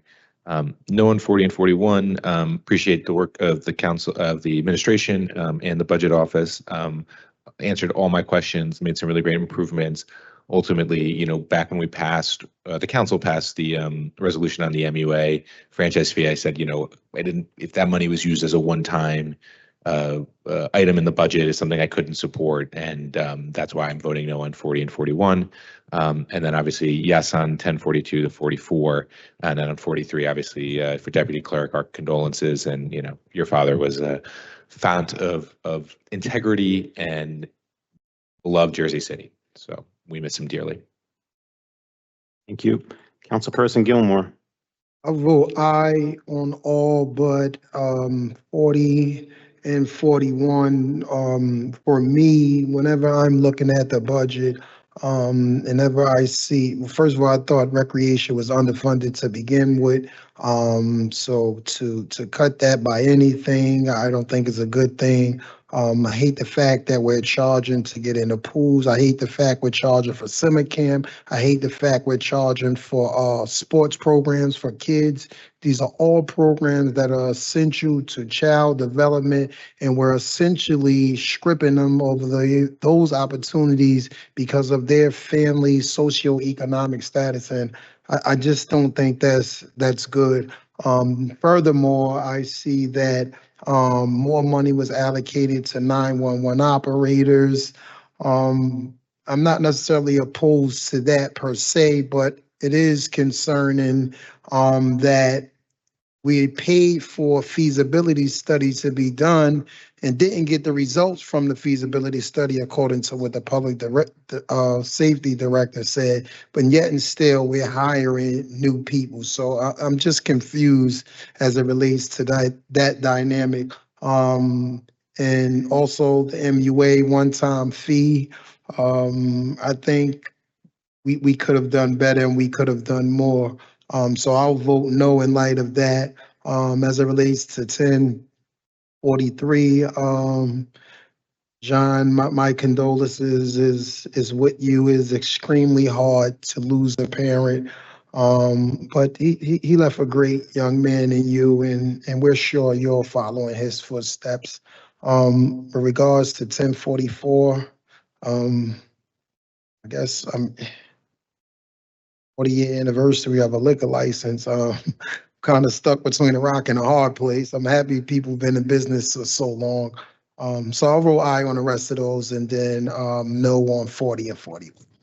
So you're voting no on 40 and 41 or just 40? Yes, 40 and 40. They all be together, Sean. Yeah, I just had to clarify. Alrighty, Councilperson DeGise.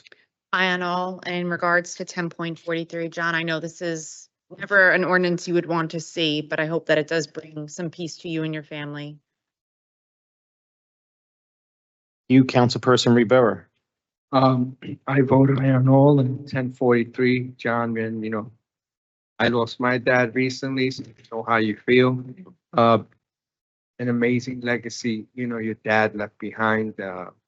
You're so lucky to just know such a great man.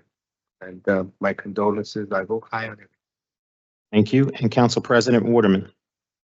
My condolences to you and your family. Carmen, I see you sitting there. I want to say thank you for doing the best you can with this budget. That's right.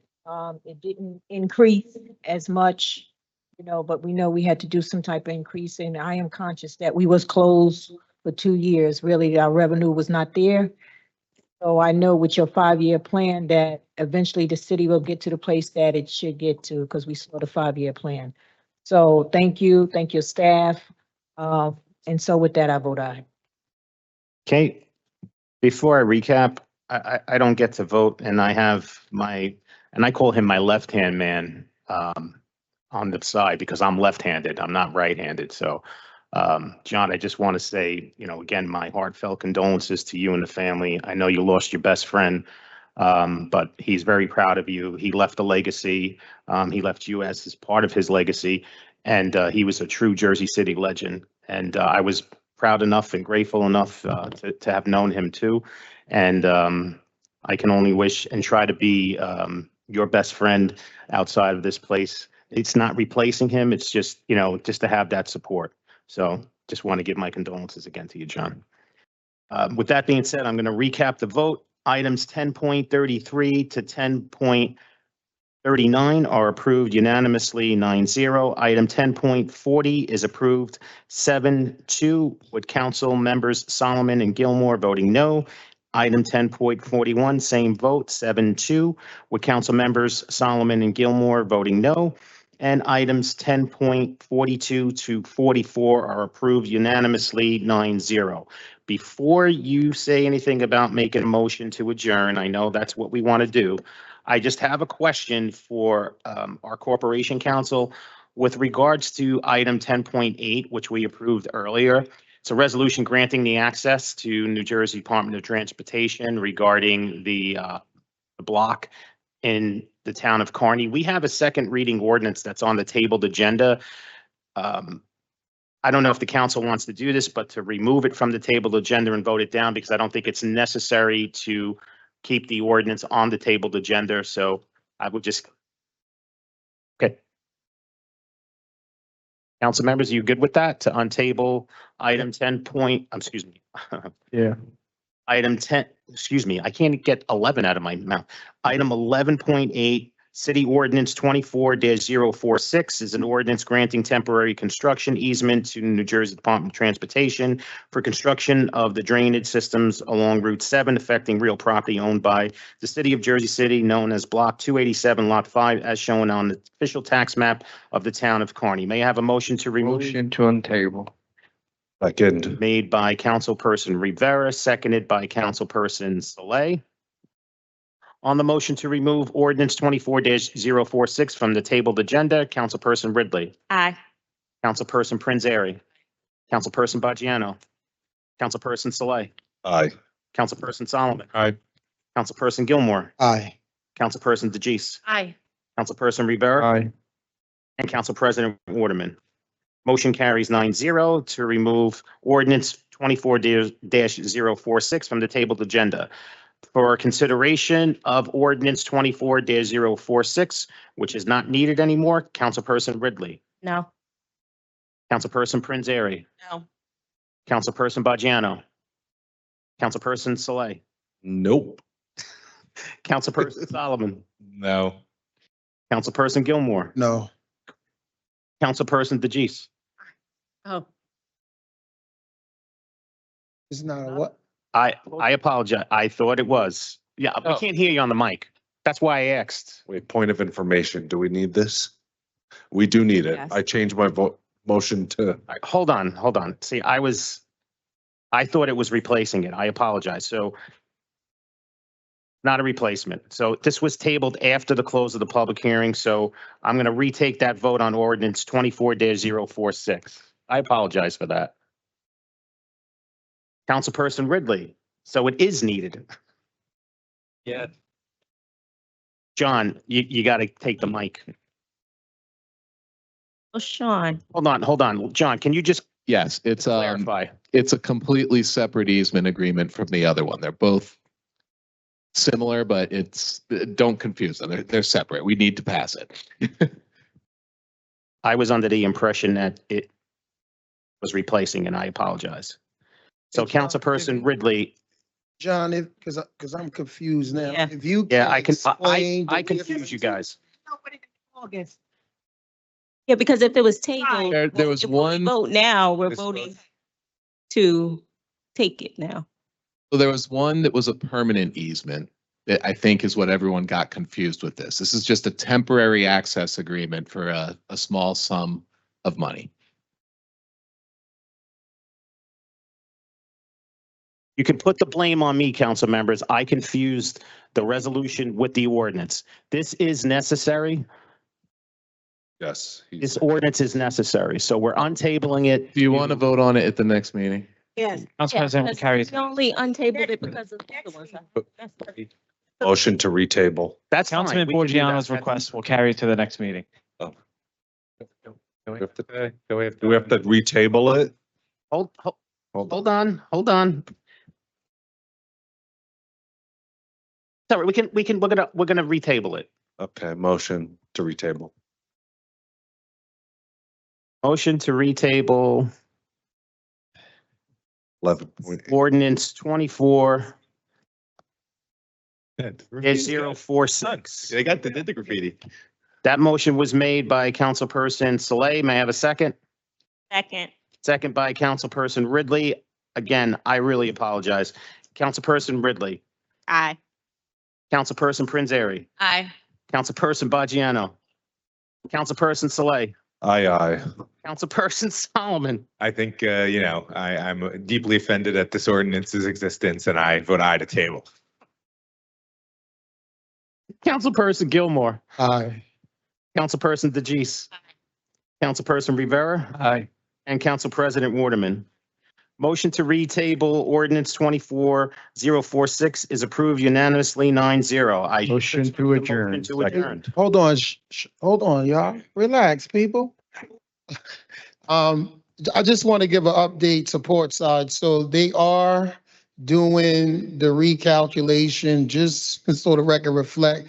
I don't agree where they're starting at, but ultimately this thing is going to end up in court and be in court. There's so much stuff being done, but Director Richardson they started the recalculations and they are in the process to begin to send out tickets or fines for the rental increases. And we'll know more tomorrow. So I just wanted to give you guys that update.